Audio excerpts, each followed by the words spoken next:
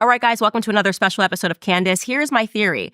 I believe that the elites are aiming for clinical retardation. I'm not kidding. I believe that if somebody produced a study right now and said, don't drink water, 50% of people in the world would perish. They would die because they would suddenly just stop drinking water because the data says don't drink water.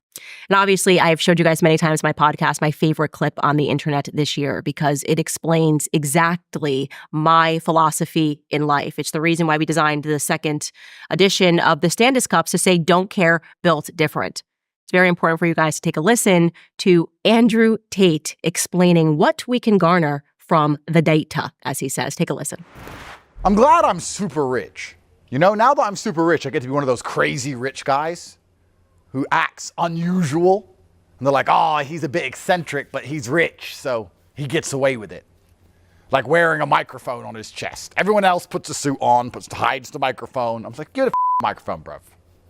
Don't care. Built different. Don't care. One of my habits now is ignoring all data. It's great. I love when people come to me and say, actually, we've got the data to prove.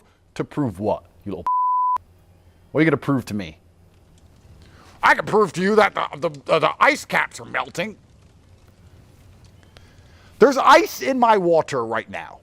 I'm going to leave the water unattended until the ice melts. Will the water overflow out of the cup?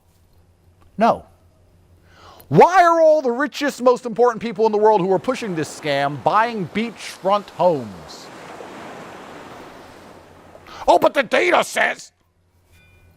The data's from the Matrix, and you are the Matrix, and the Matrix is full of lies. Anyone who actually analyzes data nowadays proves they're a dumbass. Have you seen that graph thing, that meme where you have the most stupid people and the most intelligent people do the same thing? Then you have the midwit in the middle. Data is for midwits, you know?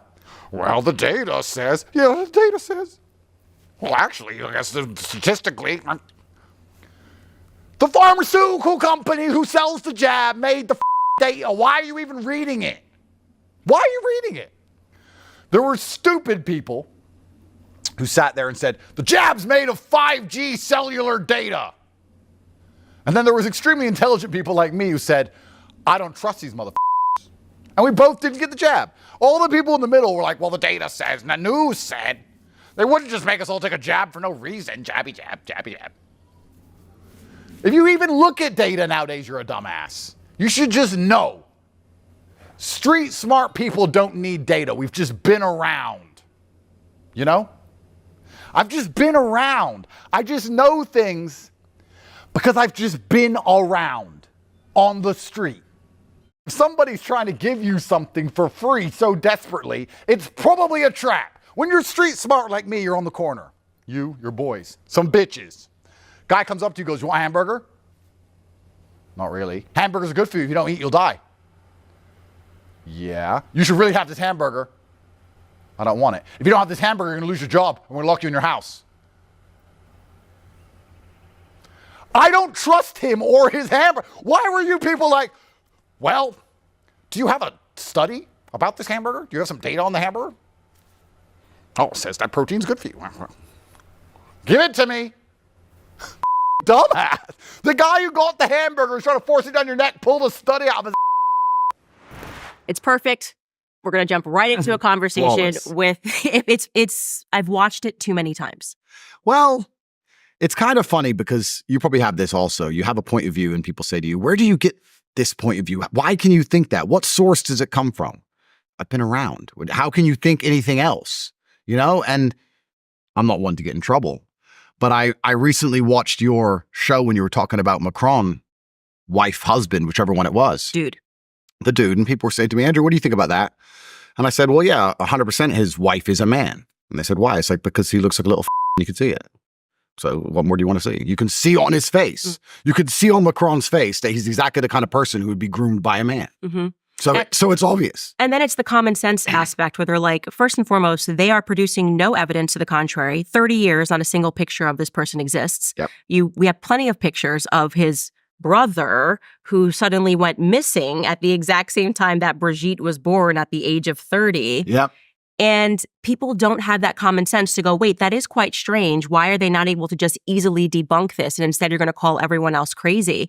And the thing that should terrify people is the fact, which you describe it as the Matrix, I think that actually is the right term, is that the Matrix works overtime to make it seem as though the people who recognize the insanity, recognize the homosexuality, recognize the pedophilia are in fact the people that are crazy. Like it's a complete inversion of what's actually happening. And the saddest thing is that it works.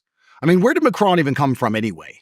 I remember that French election. I'm certainly no expert on French politics, but I remember he popped up out of nowhere, some globalist. He was a lawyer or a banker or something. They just put him up there and then he won.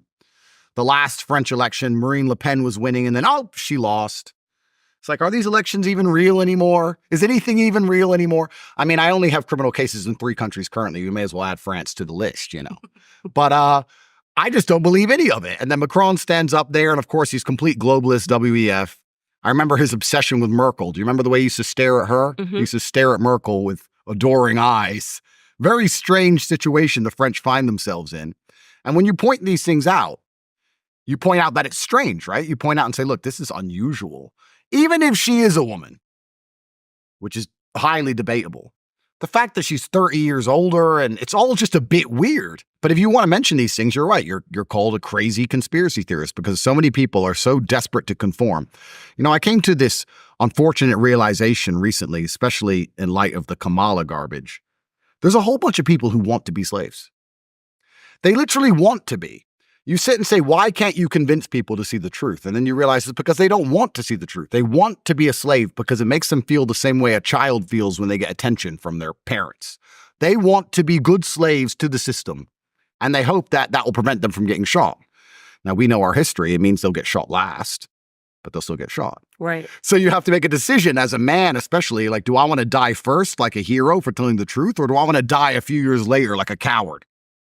And I guess that's where you see the differentiation in the opinions, the dichotomy of the different types of men who are living in the world today.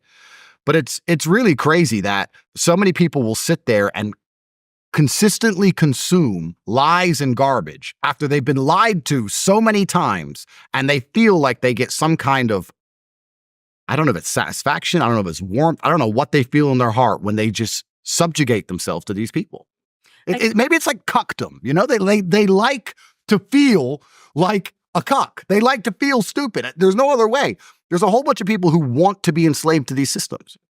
I think slavery is natural, actually. I thought about this for a long time because I'm going, how could you accept this? Like somebody telling you to stay at home, not see your family, double mask, let your parents die alone. Yeah. Everything spiritually should be coming online going, this is not natural, this is wrong, and I'm going to fight this. But they get in line. And even when they know it's wrong, they're still fearful to speak out and say that for fear of persecution. And something that a study that I showed, like a study that was done by the CIA, an experiment rather, to my audience was where they sat a bunch of people in a room. This is a true CIA experiment. And 17 of them were agents and one of them was from the public, but he didn't know that he was the only person that wasn't an agent. Yep. And they held up a picture of a triangle and they went around the room and they said, what do you see? And every agent, went through them first and they said square, square, square, square, square. It was clearly a triangle, square, square, square, square. They get to that last guy and he says, square. Knowing fully that he is seeing a triangle. Yep. So what they understand is that peer pressure, like the psychology of peer pressure is a real thing, but it's stunning to me that grown men succumb to this or something that's unbelievably wrong about that. Yeah, completely. And that's why they attack masculinity so heavily, because truthfully, as a man, if you have an opinion which is different to other men, it crosses your mind, you might have to fight. That's just how it goes, right? So if you're a man and you sit in that room and 17 men say it's a square and you know it's a triangle, you're probably looking them up and down going, can I beat them all? Now me, I'm built different. I'll be like, that is a triangle, sir. You're wrong. But you have to have a lot of faith in yourself to be able to do that, right? A lot of people simply don't speak out because it's a scary thing to do because now you have personal accountability and then you have to defend your opinions also. And there's a lot of people who aren't capable of or are afraid to defend their opinions. So they just think, I'll just go with the flow. And that's the actual mess we're in. I don't think the mess is so much conservatives against liberals or the sane against the insane. It's this ether in between of people who are just like, it doesn't matter. And I'm not interested in politics. And they're just going along with the system. which is probably the largest contingent of the populace. And they're just allowing this clown show to continue for as long as it's continued. And I don't want to be a conspiracy theorist, but ever since 2020, I don't believe any of the elections are fair at all. I don't believe that any of the people in charge have our interests at heart at all. I believe it's a massive racket where everyone is just stealing. I believe if you speak against the system, the Matrix is going to come and they're going to use lawfare to try and destroy you. I said on a podcast I did 7 days before Trump's assassination attempt that there's no way they're going to let him win. Then his assassination attempt happened. Thank God he survived it. That was a miracle in and of itself.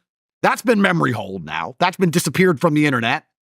Don't know if you saw this morning. All of the references between Bill Clinton and Jeffrey Epstein have been removed from Bill Clinton's Wikipedia page a couple of days ago. So that's gone. Nothing's printed anymore, right? So they just changed the typing. And you try and talk about this with people. There's people who understand you. There's people who disagree with you who are mentally unwell. But unfortunately, there's this huge contingent in the middle who are just like, yeah, I don't really know. And I don't know. And I'm just going to go do as they say. It'll be fine. And they're so perma-distracted with garbage. And I look at like a festival, for example. I'm not anti-music, but I look at a festival and I see people in the festival and they're all screaming and jumping up and down. I'm like, if you had half as much passion for the freedom of your children that you do for this song you've heard 10,000 times, we'd be in a much different position. But they've managed to placate the entire population, and which is actually a really interesting thing. You have to sit and think, how did they make us all so placid? How has everybody just been eunuched to the point where they're sitting there going, oh, well, I can't see my parents. I can't leave my house, but it's fine. It's truly incredible. It's actually quite a remarkable thing they've managed to do. And as they turn on the PR machine once again, they've turned on the machine for Kamala. Nobody liked her. Nobody. Not even the liberals liked her. Not even the biggest Joe Biden fans liked her. They were all saying she's no way she could win. And here she is, the most loved person on the planet, like 2 weeks later. It's just incredible to me. They could do COVID all over again, Candace. They could do it again. I know. Isn't that scary? Yeah, it's very scary. And that's why I go back to this like peer pressure thing. I basically now, when I meet people, I want to know who they were in high school. I think it's the most significant time in your life. I want to know who you were in high school because it's somehow you see that their characteristics, they just reemerge later on in life. And right now what we're fighting is a system of losers, right? Yep. Who are writing their articles feverishly. They hate people that have confidence. They hate people that are self-confident and are not going to, I said that the data says this and I'm smart and I went to Columbia. I don't care if you went to, I literally don't care. You are the dumbest person. I would never follow you, right? You couldn't lead a marching band, right? And somehow you think that writing articles in the Daily Mail, calling me names, case in point, New York Times former writer Barry Weiss. Candace, it's that insane. You are you're like a weird loser, lesbian, can crawl in a hole, literally Barry Weiss would crawl in a hole and die. I could care less. And I say that knowing that there's going to be, how could you say, literally she could crawl in a hole and die. You think you have the authority, right, to tell people that I'm bat insane because I won't get in the line in the same way that you've gotten in line with the system your entire life. Yep. Like you're a Zionist, bought and paid for Zionist, and your job is to convince Americans that never-ending war, while we can't afford groceries, while people can't afford to put gas into their tank, is something that they should just subject themselves to because there's some higher moral purpose that really just serves you and your superiors. Whoa, you don't think Israel's your number one ally? It's the dumbest thing. People just say stuff, and that's how you really know that everyone's a bot. And I say this even against, people who I've had respect for in the past. I really see it because they say stuff that doesn't even make sense. It's like 6 feet social distancing, save lives. Israel's our number one ally and friend. Why would you even make that statement? That's an objectively, on its face, stupid statement to make. They just repeat it. And you're right. They don't think about it. So let's think about it for everyone at home. Let's think about it. Someone comes up to me, Andrew Tate, Israel is your number one ally. I said, well, they never paid my rent. So they're not my ally. They don't cut my grass. Now, what do they do for me? It turns out nothing. So who are they allies to? Well, are they allies to the government who are also, it seems to be my enemy? Are they allies to the people who I don't trust? When those senators who are robbing everybody and stealing all of the money and inflating the currency stand up and say they're our number one ally, maybe they're your number one ally because you can get an Israeli passport and disappear and hide because you're a pedophile. Mm-hmm. Maybe they're your ally, but they're certainly not mine. So why is anybody even repeating this trope? Whose ally are they? Right. I said that. They protect pedophiles. They literally... They're allied to the criminal class. So I'm like, where is this coming from? They also performed a terrorist attack. and got away with it because of, I'm They've gotten away with assuming a the few. blackmail they have on politicians. But the USS Liberty, we can't even talk about that in America. Yep. It's like this no-go zone. You can't talk about that, or the press is going to label you an anti-Semite for knowing that they murdered and tried to get away with it by flying in planes, unmarked planes, and bombing the USS Liberty to drag us into their war with Egypt. Yep. That's not my ally. Not from a political standpoint, not from a personal standpoint. The second your state is protecting pedophiles and allowing them to escape from America after they've molested children, and then you go, oh, we'll keep them safe here. And on top of that, you get to take our tax dollars. We can't even extradite our pedophiles. And you why are you saying that? And isn't an ally reciprocal? Like, shouldn't it go both ways? Like, what do they do for us? I understand we fight their wars for them and we protect them and we give them weapons and we do everything they want. That's fine. They're surrounded by enemies. For some reason, nobody seems to like them. That's fine. What do they do for us? Ever. Anything, ever. It's really... No one can tell you. No one can tell you. And then, of course, people are so emotionally invested in the idea of Israel. When you mention these things, they just repeat that trope. Well, they're our number one ally. It's like, I think you need to first understand the word "our," who "our" is, and secondly, understand the word ally, because ally is supposed to go both ways. And this is just one of the many different pegs in the system, which now X is free. I have to admit, I feel like people are starting to realize and wake up a little bit about a lot of subjects. And Rumble is out there, and obviously you've got your own show, which is amazing. But it's one of the cogs in the machine that I hope slowly start to break. And I was actually very optimistic until about 2 weeks ago when this Kamala crap started. And I realized that we're really not as far along as I thought. There's still so many people who will just march step into oblivion. Mm-hmm. And I mean, I would hate to be labeled a misogynist. That would be terrible. You've never been called that before. I don't know if I'd ever survive. No. But my view on the world is pretty simple. My view on the world is that you can't have loyalty from somebody who's weak. Because weak people, even if they have the best intentions to be loyal to you, they can always be intimidated, or they can always be primarily intimidated. But when it's down to save their own skin because they're weak and they're afraid, they're the kind of person who will turn on you. I don't trust weak people. I don't have weak people around me. I don't like weak people. And the fact that Kamala can't even string a sentence together means that when she gets to calls from the shadow figures about how the world's really going to work, I just can't see her standing up for the average American. I can't see her saying to whoever calls that phone, who's really in charge of things, who've been running things for the last 4 years because Biden doesn't got a clue what's going on, and they say this needs to happen. I just don't see her saying, that's bad for the American people. I just see her saying, oh, well, what did Trump say? The bus, that's what buses do. That's it. So it doesn't even matter what she says. It doesn't even matter how well-intentioned she is, which is, again, arguable because I don't believe she is. But because she's such a weak person, she's just going to be stood up there as a puppet, and she's going to be played. And it's scary because I truly believe if Trump loses this election, it's over for America. It's over for the Western Hemisphere. It's done. All right, guys. Interrupting this conversation very briefly because I have some exciting news. You know that I love Good Ranchers. They've been a great sponsor of this show. They are supporters of freedom of speech. And guess what? I've teamed up with Good Ranchers to create my own box. You can now go to goodranchers.com and you can get the Candace Owens box. I worked with them to curate all of my family's favorite meats. We've got New York strip that you'll get in the box. You're going to get pork chops in the box. I am telling you, I am very excited because now you get to order the Candace Owens box. Here's how you're going to do it. I've written this down. You're going to go to goodranchers.com/Candace and you're going to buy the box today. You can try it once or subscribe and save $25 on every box. Plus, subscribers will get their pick of free protein for a year. So every box comes with more delicious meat. You guys know it's American made. It also supports farmers. It supports ranchers. It's just a great American company. You already have to eat dinner, so why not do it with me at Good Ranchers? Again, you're going to go to goodranchers.com/Candace and purchase the Candace Owens box, New York strips, pork chops, and my favorite on the grill, Wagyu burgers. Go to goodranchers.com/Candace today. I actually want to ask you a question about two people, because right now what's happening in America is the MAGA party is actually infighting. The Groypers have declared war on the MAGA party, but on top of the Groypers, people have spoken out, myself included, to say that obviously you survive an assassination attempt, you're going to come out of it different, you know? And so I wanted to give Trump that runway and expect that, like, you got to be feeling a little bit differently. But it doesn't feel to me like the same Trump from 2015. And obviously he's the better candidate. I want Trump to win as well. But it does seem that now that he's accepted money, that he can't be as hardcore about certain topics and certain issues as he was back in 2015 when there was no chance he was going to win. You know, allegedly no chance he was going to win. And also nobody would give him money and no one would give him any airtime. And now it feels like, I don't know, like they've kind of, I don't want to say like buck broken him, but there's definitely a lot of consultants around money kind of always being the root of lies and evil, and I believe lies by omission, not saying things that you would say because, oh, well, this person just cut you a $50 million check. Yeah. So I maybe stay away from that subject because that person is, from Romania and these are the Romanian interests. So, Good country choice there. Yeah, it's I a like great that. country choice. Yeah, Yeah. smart. I'm a fan of Trump. Obviously, I hope he wins. My view on it, if I had to guess, and of course I have no data to back this up, I've just been around.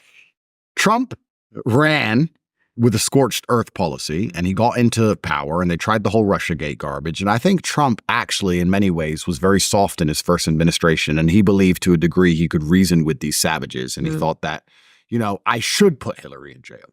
I should do these things, but they'll take Trump Tower off me and they'll hit me with endless lawfare and it's going to be a mess. And I built this whole conglomerate of real estate and money and I'm still American and my kids live here. And if you really declare war with the deep state on that level, my children are going to end up in trouble. And there's a whole bunch to consider.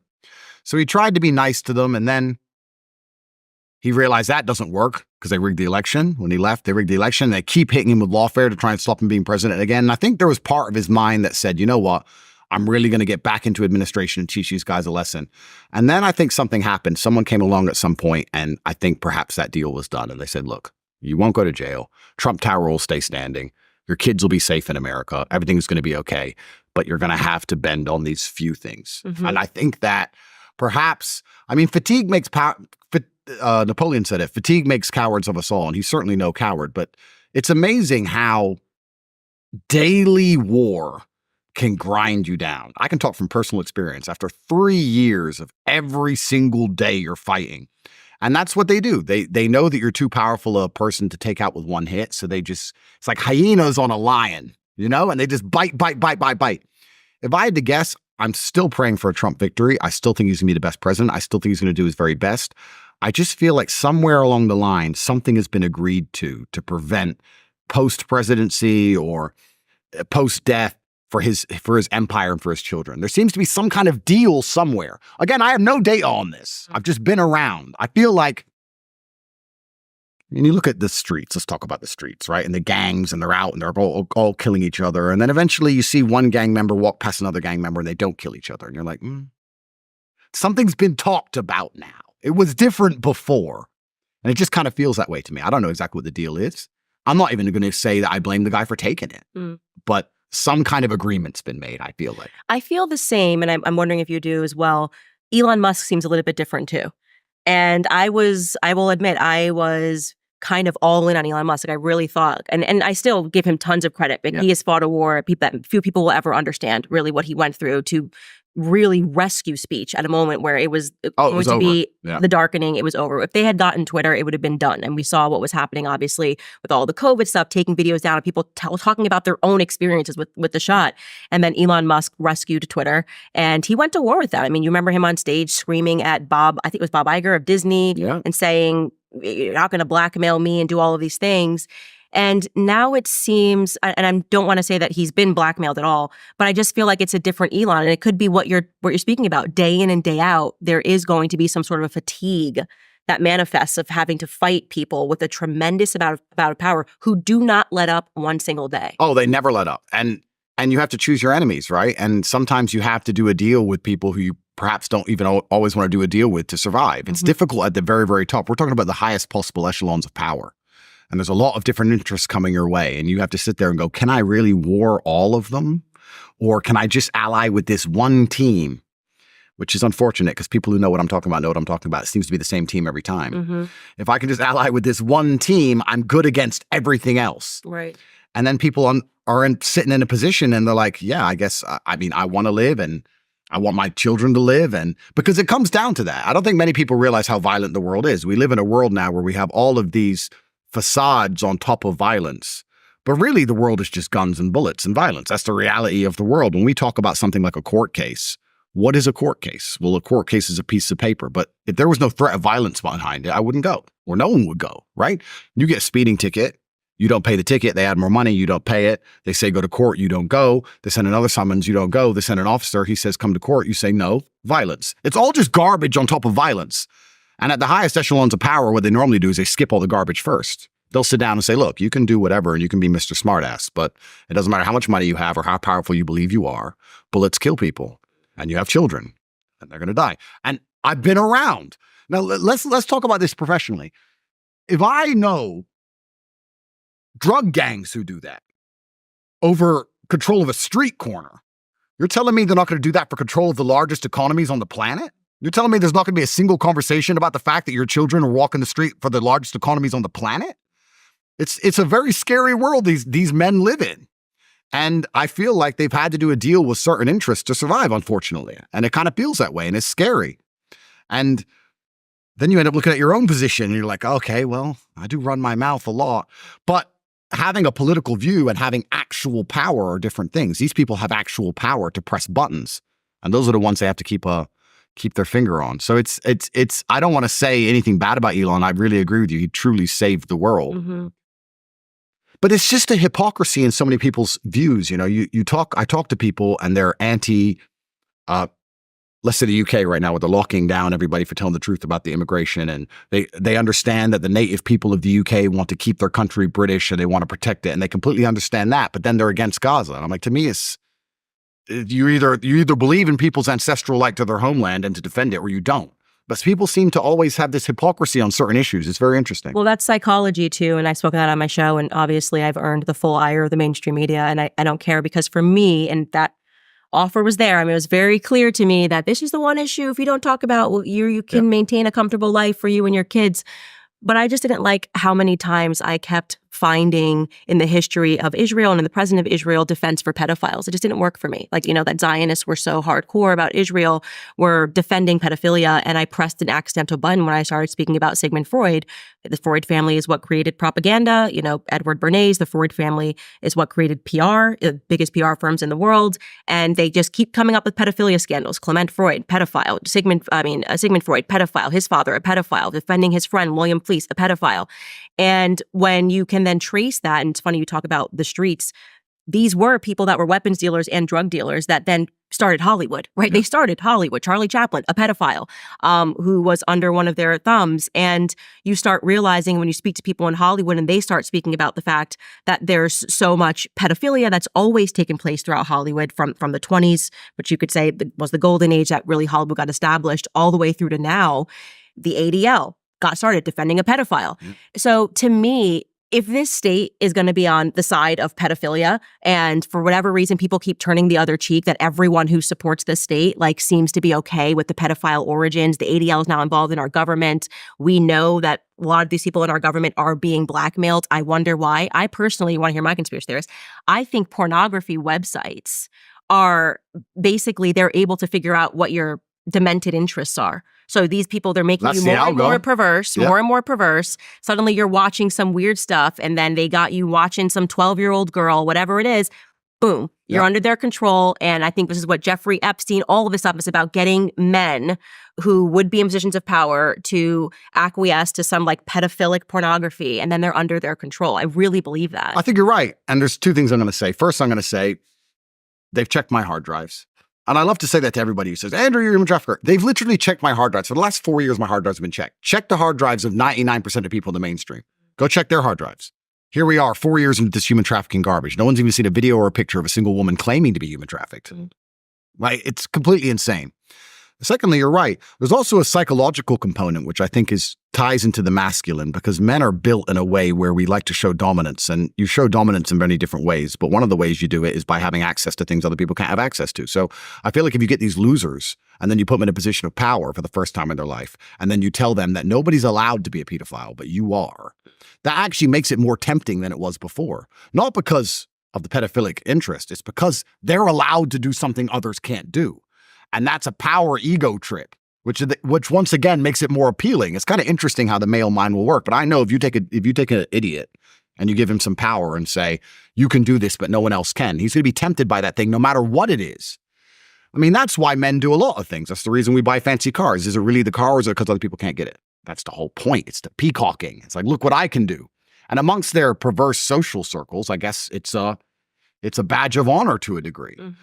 And then we're also going to talk about the fact that a lot of these men are not particularly attractive and haven't been attractive their whole lives. I have another theory, and once again, I have no data at all to back this up, but I find it very interesting that it's Western politicians which are primarily caught up with these things, primarily. Like you see a Russian billionaire, a Russian oligarch, whatever, and he has a wife and then he gets caught cheating with his girlfriend. He has some girlfriend somewhere. Cool. And then we'll be like, that's terrible. Yeah, cool, it's terrible, fine. But then what do the Western politicians do? They walk around with Michelle. They walk around with their wife and then they get caught on islands. So is that any better? Well, is that worse? Western politicians gay? That's another thing. And that is what kind of leads me to believe that a lot of these people are being blackmailed and they're being selected for these positions. I mean, Emmanuel Macron is a homosexual. There's no question about that. Zelensky is a homosexual. Yep. You've got, I was going to say, I almost said Fidel Castro. Trudeau, Fidel's son. You got Trudeau, he's a homosexual. Yep. Barack Obama was a homosexual. Yep. And then finally, when we get in the West, a president who's definitely not a homosexual, Donald Trump, they just freak out. They completely lose their minds. This guy cannot be president. He's not allowed to be president because there's no aspect of the most extreme form of blackmail, which is if we know that you have engaged in pedophilia, that you've been involved in any of these weird sexual scenarios, we can control you in office. Yeah. And there's obviously the deep state thing is not a conspiracy theory. It's part of the reason why they didn't want Tucker to conduct that interview with Putin, because the first thing Putin said is I don't deal with your president. I'm dealing with the CIA. Yeah. Right. That is the deep state. He's like, you couldn't even president. I don't talk to him. The CIA is who's controlling your nations, which means that our democracy, the republic, it's an illusion. Yep. Oh, 100% true. And when I say things, I don't, obviously exceptions disprove the rule. I talk in general, but in general, it is the masculine which protects the society in general. And in general, feminine are more accepting of certain things, and gays are closer to the feminine. So we say that we have men in charge. None of these people you named are men. None of them are masculine. There's nothing masculine about them. The true masculine essence is being prepared to die on a hill. And the number one thing we died for since the dawn of human time was our land and our women and our children. That's what we died for. And the reason we were prepared to die for them is because we know we could never be assimilated into another tribe. If there was another tribe on the other side of the hill, even if they outnumbered us 10-1, we knew that if they managed to get into the village, we were dead. The women can assimilate into their tribe because the women can join their tribe and have children. The women will be taken. We die. So we're prepared to fight. So the masculine essence, truthfully, is to be able to stand up against an army you know you can't beat and fight to the bitter end. And that's why they don't want anyone masculine in power, because then they can't be influenced. We just talked about those shadow figures making the phone calls. We don't want anyone who sends there like Trump and says, no, I don't care. That's not how this is going to go. So they like weakness. So even the idea of having a man in charge, all these people we just named aren't men. They're homosexual, which brings them pretty much close to girls. And when I say girls, not in a negative, insulting way, I'm trying to explain the feminine mindset of we can assimilate with the enemy more than we must fight and die on this hill with the enemy. And that's why they're doing it all. And you're right. It's certainly a coincidence. And it's also an extremely interesting coincidence that, global homo, LGBT, that is the culture of the West now. It's the number one thing you can't insult. You can't go against. You can't degrade. You can burn an American flag before you can burn a pride flag. You'll catch a prison term for that. It's truly the new God. You can insult Jesus all day long, but you can't insult LGBT in a Christian country. And if you look at any of the American embassies in all of their vassal states, the first thing they do is try and push this LGBT insanity. They try and push this global homo everywhere they can to erode the masculine spirit. We talk about how the family's under attack, and it certainly is. There's a lot of ways it's under attack. LGBT is one of them. It's one of the things they use. But, there's a million different ways they've destroyed the nucleus of the cell. I was having this conversation the other day. I was talking to somebody, and we were saying, well, we're talking about men dying on hills, like I just said. It was after my Jesus protest, after I protested, because I was supposed to go to jail for that, because I didn't have a license. I didn't have a permit to protest. I'm on judicial control. I'm supposed to get 6 months mandatory. So I said bye to everyone, said to Tristan, ready for jail, packed a bag, went there to go to jail. So put me in jail for respecting Jesus. Put me in jail. I dare you. And even they knew better than that. So they were just like, please go home. So they didn't put me in jail. But I was ready to do it. And I was talking about dying on a hill. And I was talking to a girl and she's like, yeah, but men aren't men anymore. And I said, but this is the thing that's so interesting if you actually analyze how they've destroyed society, because you're right, men aren't men anymore. But if you want to talk about dying on hills, you don't just need rich men or famous men. You actually need the common man. You need every man. And most men in my position, especially financially, are not interested in getting in any kind of trouble.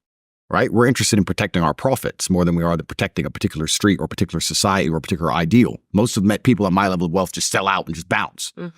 So I'm like, you need the common man to be prepared to die on a hill. And that's why certain agendas, like when you talk about this LGBT stuff, or when they talk about, or they show that if you marry a woman and that woman betrays you and she wants the son's penis chopped off, then she's going to win. Or feminism, or all these different things. I tried to explain to her that if a man doesn't feel like he's the king of his own household, why would he feel like he has any duty to protect anything? Right? So we don't even have common men with a woman having a family in a society, and the man feels like he's the head of the house and he feels like he has a duty to defend that house. Even the people who, the common man and the common woman, when they are getting together, the man doesn't feel like he's the king of the house, so he doesn't feel like he has an obligation to protect it. And then there's a whole bunch of men, a large swath of the population, who don't get any girls at all. And girls are just on social media trying to chase the top 5% of men who are only interested in protecting their profits and nothing else, who are globalist anyway because they fly all around the world. And we look at Western society as a whole. I was talking to this girl and she's like, yeah, but men don't stick up for us. I'm like, the man you need to stick up for you is the exact kind of man you ignore. You don't even reply to his messages. You want the guy over there in Mykonos who has no interest in anything but yacht fuel pricing. Mm-hmm. So like society is actually so truly broken that they've managed to just infiltrate it from every single level because the nucleus of the cell is damaged. And LGBT is another huge part of that, right? They are so desperate to prevent the idea of a man loving a woman having kids and the man being the head of the house and the man being prepared to protect that house from all ideals. That's what they're scared of the most. Well, this gets into why I think that they attacked you. It actually wasn't my idea. So I have to give credit here to Dave Smith because he's wonderful. And I had him on for a couple of hours last week, and he introduced a fact to me, and I've like, oh my gosh, this is totally why they attacked Donald Trump. It's why they attacked you. He was actually referring to David Duke and how there was this full media left and right attempt when he was running for governor to take him down, and how somebody had written an article about how strange it was because they tried to say it was because he was in the KKK, but obviously people that were in the KKK just went on and became the Democrat Party. Yeah. Like nobody cared about that. Yeah. And actually what it was that he unexpectedly galvanized the populist right. And he said it's the only thing that the establishment is actually really fearful of is people that for whatever reason are able to galvanize real men. He's like, the populist left, nobody cares. Like, the blue hair, tattoos, skateboarders. But the populist right are people who know how to shoot, who know how to hunt, and who will go to war for their families. Yeah. So any person that unexpectedly galvanizes men that like embody true natural masculinity is going to be attacked by the Matrix. I never understood why you were so, it made no sense to me. It's like, I met you with George years ago, and then suddenly I looked up and every single person was doing like an Andrew Tate is this video. And then I realized, oh, okay, after Dave Smith put that piece together for me, I'm like, he unexpectedly galvanized what would be the populist right. You're talking about men returning to masculinity. Yeah. It doesn't matter what they say. You can be great, all of this stuff. That cannot happen when they're trying to turn everyone into a homosexual because it's easier to subjugate homosexuals because, homosexual men aren't going to be an army of people that go and try to like grab their guns and take on the government. Well, they're used to bending over. Yeah. So, I mean, it's what, and that's what the government wants you to do, right? They're used to bending over. In fact, they quite like it, which is exactly what the government wants you to do. And no, I think you're right. I was fortunate or unfortunate enough to reach such a large subsect of the population, and I was making it clear that masculinity on some level is saying no. Mm-hmm. That's what being a man is. Being a man is saying no. Even if you look at raising a child, right? It's the father who's typically the disciplinarian saying no. And they've tried to label that as hateful. They try and label you as hateful when you have standards. But truthfully, you love things, right? If you love your family, you hate everything that's against your family. There's no light without dark. So they'll just say you're hateful because you're anti-LGBT and you're anti-whatever. But truthfully, you love something else. And they try and miss that part out. And I managed to be massively successful, primarily also with young males, which they really got upset about because it was a perfect storm that ended up putting me in jail. But I had all these young males following me, and then I had my program that allowed them to make money, and they started making more money than their teachers, and they're going to school saying, I don't need you anymore, and blah, blah, blah. Then they were holding me accountable for absolutely everything anyone ever said. The number of articles that have been printed about me where they say some guy has done some heinous crime, and he followed Andrew Tate on Twitter. 9.8 million people follow me on Twitter, right? It's completely insane they try and tie these things to me. I have a strong suspicion Keir Starmer is going to come at me. I'll say it here first. He's going to try and say I incited the riots for saying you should have a border. But that's what I think they're going to try and do. Everything is automatically my fault. The Matrix is just out to get me. There are people in rooms in 3 or 4 different countries who are just sitting there trying to find a way to put me in jail. It's kind of scary. But yeah, I guess there's no light without dark. You can't you can't shine bright without casting a shadow. And my basic message has always been, the true essence of masculinity, which is saying no and not being afraid to be that person in the room who disagrees with the 17 people. That's what it's truthfully about, and that's what they're scared of. And they want you to instead bend over. And I don't think many people at home actually understand how, you say you've been around. COVID was a perfect example, but there's a lot of examples of it. But when you've seen enough of life, you see how power corrupts people and how evil people can actually be. I think the large swath of the populace who are just slowly going along with all of this, they don't believe that people are inherently evil. They're like, oh, well, I'm not evil. And why would they do that? I heard that all the time. Why would they make us get an injection if it doesn't help us? Why would they? Why would they? I don't think they understand the true dark hearts that come from a man who just wants to satisfy his ego. There are people out there who just like to laugh. They like to laugh at you wearing a mask and injecting yourself with poison. They thought it was funny. And power absolutely corrupts. We're run by these people in the world now. They're born into these families, or they're so corrupted morally, but also financially. Money's not even real. We talk about a lot of things. People say, oh, it's all about the money. And I say that is such an optimistic view that you believe it's all about the money, because it's not about the money. It's about controlling people, and it's about destroying their spirits. It's about destroying their souls. These people print money. Why do they need money? They print it. They don't have to make it. They just press a button. If you think they're doing things for money, then you don't understand how deep the rabbit hole goes. They don't actually care about money, which is why they destroyed the whole economy in the first place. They don't care about money. What they care about is making you comply. For the same reason a loser becomes a police officer. They're bullies and they're cowards and they have no actual innate power and they're empty inside and they don't believe in anything. And they want you to comply. They want you to obey. They want to intimidate you so they feel like they're something. That's why weak people in charge are so dangerous, because we all see what they do once they're weak. I saw Keir Starmer's stupid face. Put me in jail. I saw his stupid face standing up there. Oh, we're going to arrest everyone, trying to act like a tough guy. I saw the weakness in his eyes. I know what kind of person he is. He's not a good person. And he's saying the people of the UK are not allowed a point of view anymore. You're not allowed to speak. Full Stasi. It's incredible. It's actually quite scary.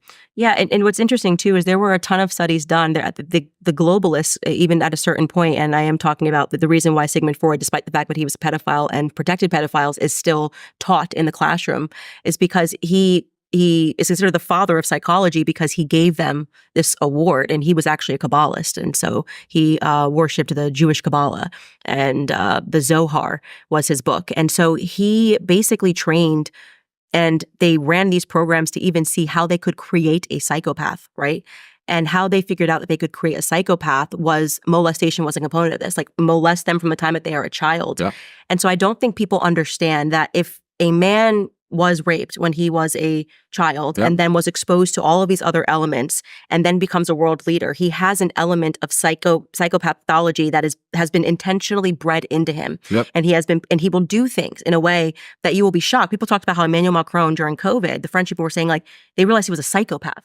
Like there was something he was getting, like there was a sadistic element in nurturing people in a way that, for example, if you had a woman with a family, this is why even saying like women should have families before you allow them to go climb a ladder, they are removing these aspects that are natural where you're going, oh, maybe I shouldn't torture these people and let these people die alone.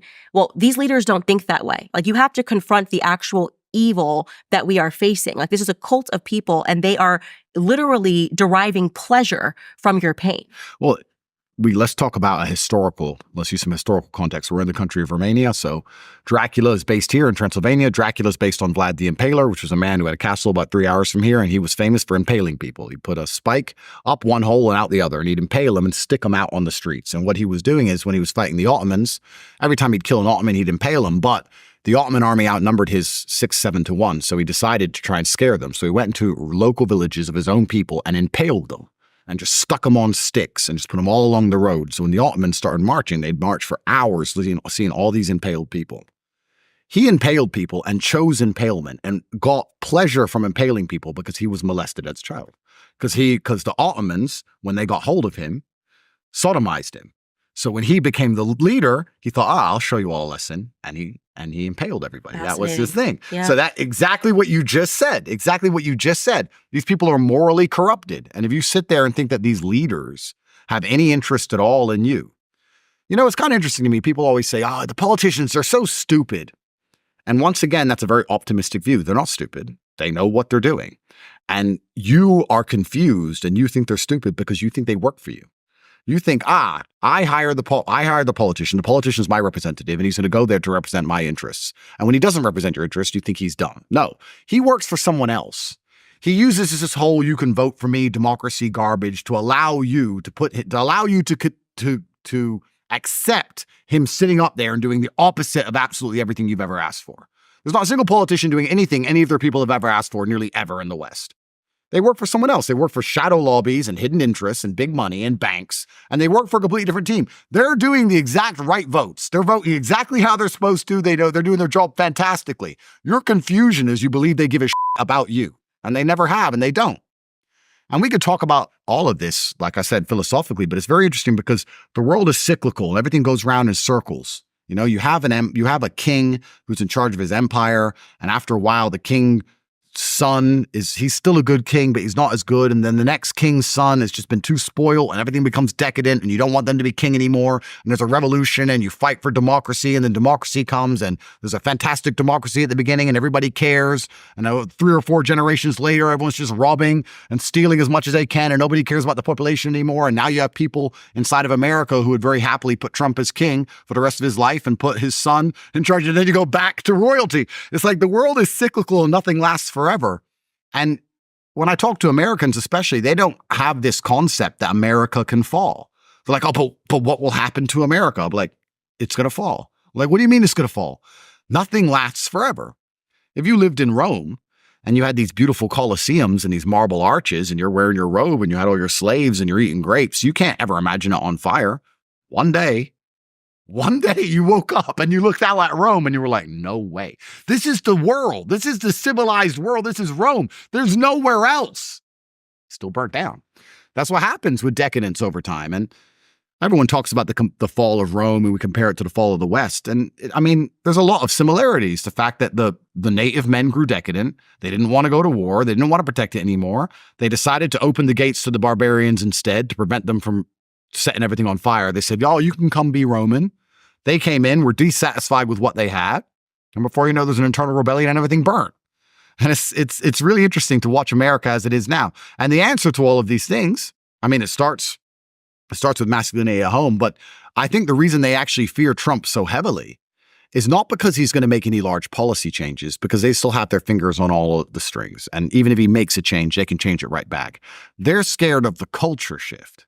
They're scared of Trump winning because it's going to inspire men to be more masculine. And that's what they're actually afraid of. Right. They're afraid of a big man being a big man. They're afraid of him standing up and saying things. They are furious. This reporter you named, who I don't even know who she is. That's how insignificant she is. Mm-hmm. People like them can't stand the fact that when he says, grab her by the we're like, so? I literally couldn't have cared less about that. This is like locker room talk. Who cares? Who cares? And they're like, what do you mean you don't care? It's like, I don't care. Okay, I hate to interrupt again, but I have to tell you guys about American Financing. I know the stress, the economic stress that so many people are going through right now, feeling like you are constantly having to put your expenses on a credit card, which obviously only increases the stress because you're trying to find a way out of the never-ending cycle of debt. Well, here's something you can do. You can call my friends at American Financing. They're helping people just like you turn things around by using the equity in their homes to pay off high-interest debt. They understand what you're going through, and they talk to people in your position every single day. American Financing is saving their borrowers an average of $854 a month, which when you total it comes to effectively a $10,000 a year raise.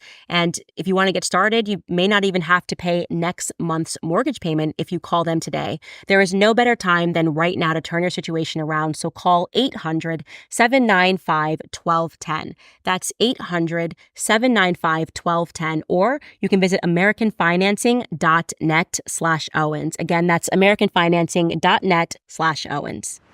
You know what's really interesting about American elections? I've always found this interesting because I watched all the rigged elections all around the globe, and they're all rigged.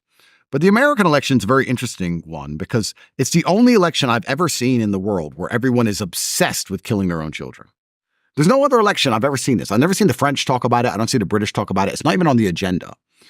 And I was talking to somebody who I'm actually quite personally close with, and they were a Joe Biden supporter, and they now admit that Joe Biden was corrupt, and they admit that COVID was wrong, and they admit the vaccine's poison. They admit all of these things. I'm like, so you're voting Trump? It's just like, but I can't vote Trump because of Roe versus Wade. I was like, listen, We're talking about World War III, Israel, Lebanon, Gaza, Iran. World War III, Russia, Ukraine. We're talking about inflation. Nobody can even pay their bills. Talk about an open border where thousands of people without passports are parading across the border. Blood on the streets, drugs on the street. Don't you think there's more important things than at which week you can kill your own child? How stupid are you? The fact these people even exist shows that it's almost over for the West. The fact there are people who still believe that Kamala is going to somehow be a good leader. It should be 99% Trump. The fact it's even 30%. Who are these humans? Name one time she stood up and said how she's going to fix a single problem. I'd love to sit with her and say, Kamala, okay, I'm going to give you a fair shot. Never met you before. Please explain an issue and explain to me your compendious plan of how you're going to fix that issue. Right. In 2 minutes. Go. Inflation's bad. We know. How you gonna fix it? We need more money. Yeah, we know. How you fix it? She can't even answer a question. And there's people out there sitting there going, yeah, she's good. Why is she good? Well, she's a woman. Bro, it's so over. It's so incredible. It's incredible how just psyop people can be. Mm-hmm. It's scary. Well, that stuff is what's bred in the classrooms, and that's why I really do believe.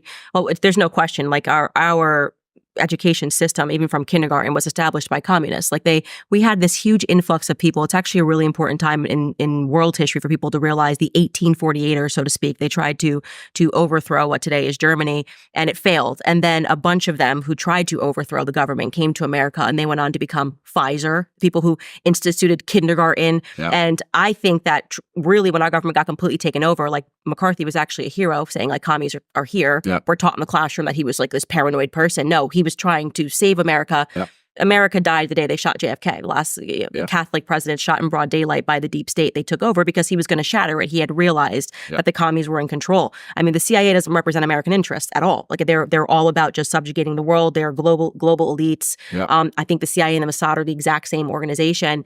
But it's fascinating to see that you do see this recurrence of people that are repeating things that they've learned in the classroom over and over again. Feminism is implemented in the American mindset for women from the time we are in grade school. From the time, even little projects they're doing, like to try to basically let them know that the most important thing is standing up for female rights. And so there are these like childhood traumas that they hit on when they say like, oh, abortion. And you're like, oh, in high school I was taught like, that if I don't fight about this issue and the state's going to control my body. It's completely made up and it's a nonsense, but it's psychological conditioning that's hard to break because it happens when you're a child. In the same way that those studies proved, you molest a kid, then for life you can kind of create this person into a psychopath. And you will see that there is a thread between men that have been molested and they do become psychopaths. And they hate in a way that doesn't make sense to most people.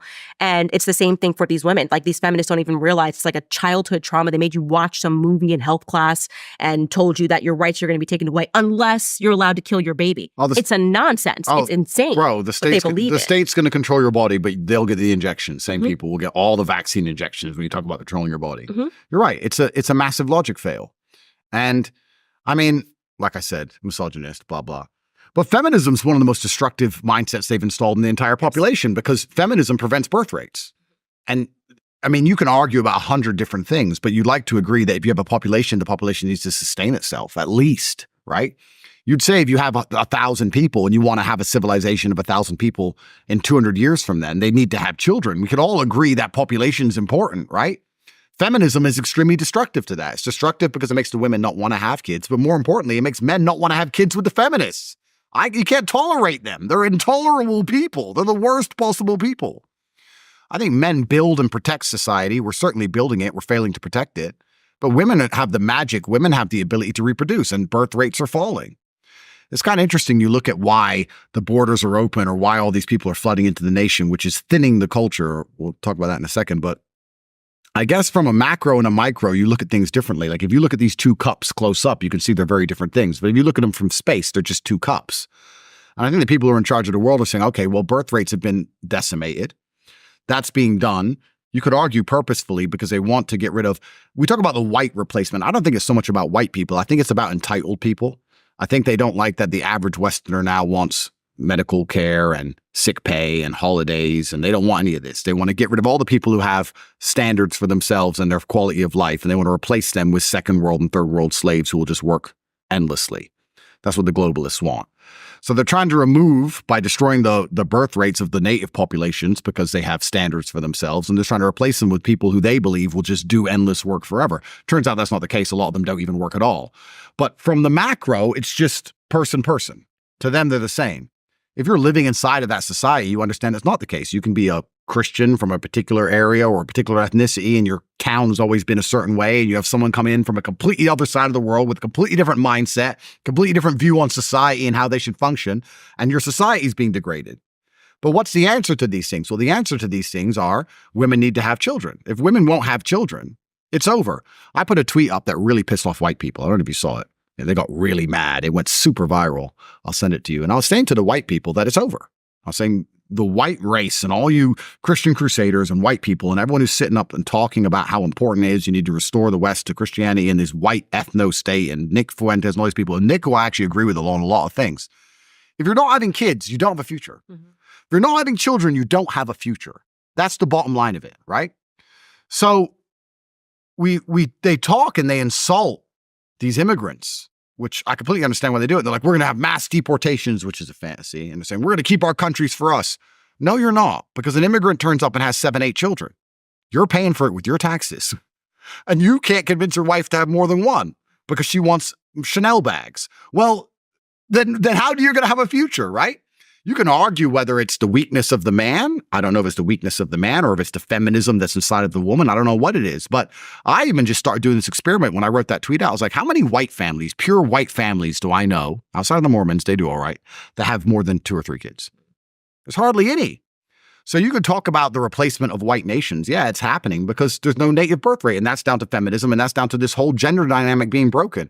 Well, they're also trying to convince women to act like men and for men to act like women. I mean, even straight men are homosexual. And that's how I feel. Even men that are straight, I'm like, but you act like a homosexual. And it was one of those things that people were asking me, I didn't actually feel like, and this is kind of surprising because it was the UK, that I even met real men until I went to the UK. It was very hard for me in America. I will say, I was in New York City, so there's obviously homosexual straight men, what I'm saying here. And then I get to the UK and then I meet my husband and he hunts, he shoots, he knows how to skin an animal. And I'm like, okay, that's what I want. Like, I want a masculine man. And so it's interesting because you and your brother have opened up this debate in America about what is true masculinity, right? This is the argument. They're not truly masculine. Like, you shouldn't follow that. Like, what's truly masculine? And now you ask, okay, then what is your prototype? Tell me who we should be following. If it's not the Tate brothers, what is real masculinity? I've asked this question before and I've gotten some answers. Some people will say, Jordan Peterson is a better example of masculinity, and so your idea is that people that have philosophy and talk about masculinity is true masculinity. If a war came tomorrow, just asking this question, by the way, maybe the answer is yes, I don't know. Do you think that Jordan Peterson has the skills? If everything's taken away and you're in the wilderness, this is how I think my husband and me are surviving. We are surviving in the wilderness and you're not, because you are now married to a straight homosexual. Who he's straight, but he's also a homosexual. Oh, you nailed it. They're all gay. Everyone's gay. You literally nailed it. I had this conversation with someone the other day. I was talking to some guy and I was saying that I don't trust a female pilot. And he said, why? I said, it's not because I'm a misogynist. It's because I think men are calmer under pressure. Yes. Men are calmer under pressure. And he goes, why do you think that? So why are you pretending you're confused as to why I think that?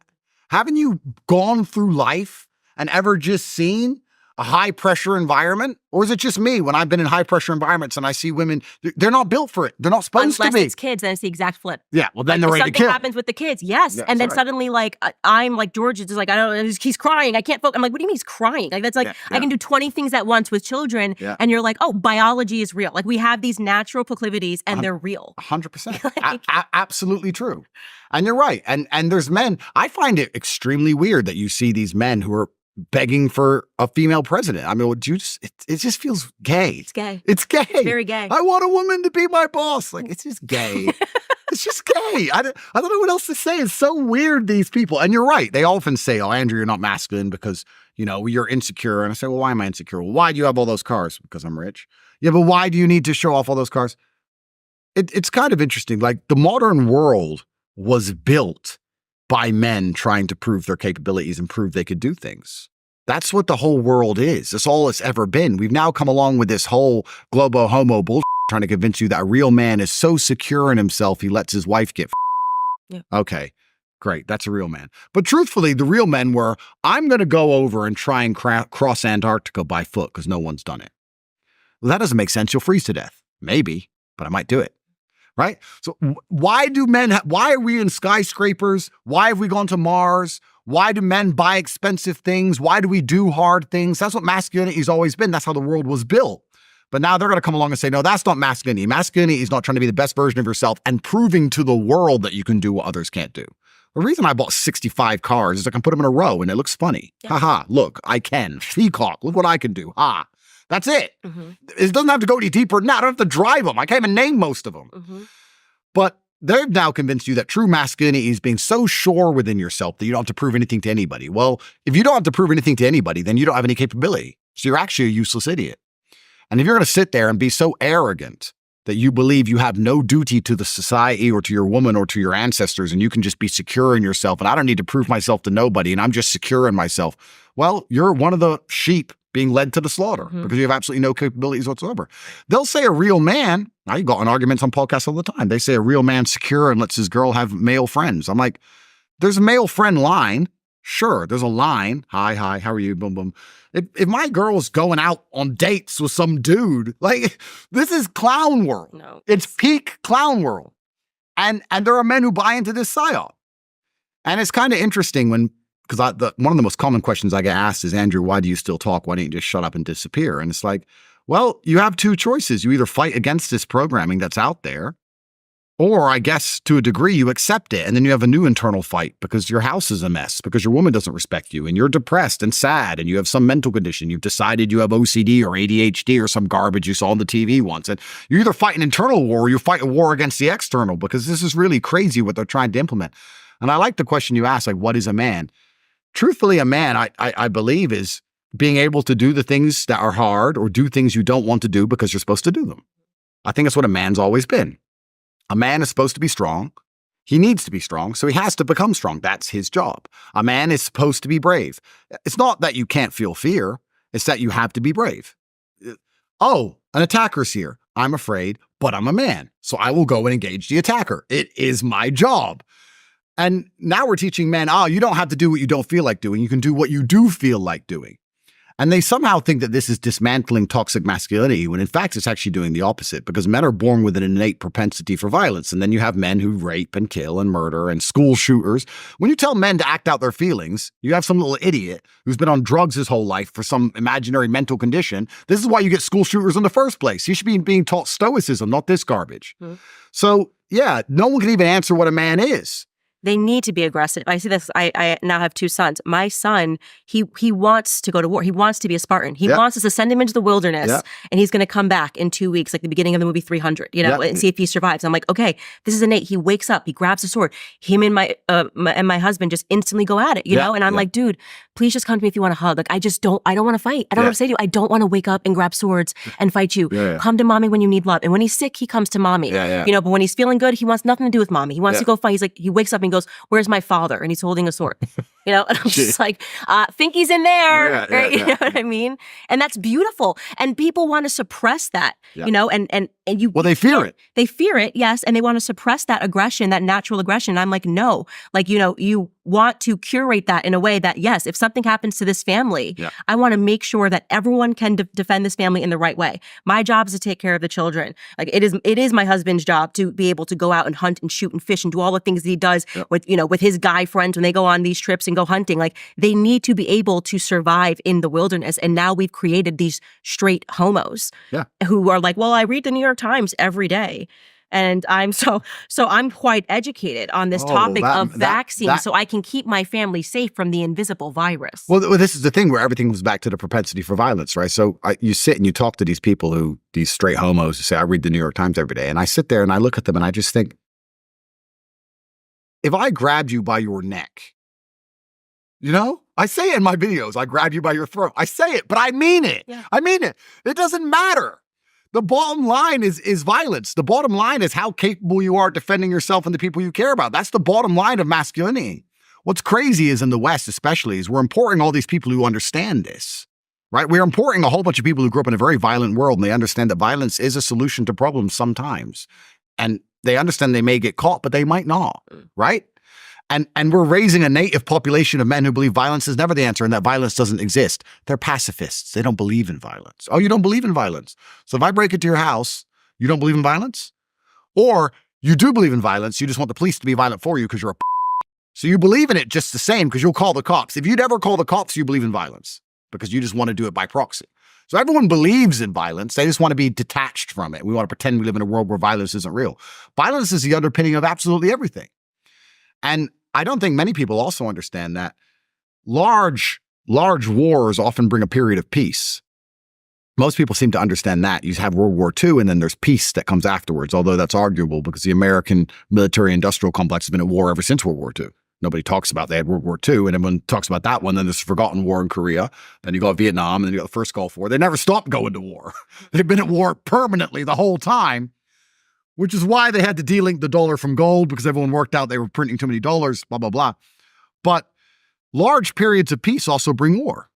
It's cyclical. If you have a large war that brings about the population's desire for peace, well, the reason there's a big desire for peace is because the materials have been depleted and the manpower has been depleted and the people are tired, of course.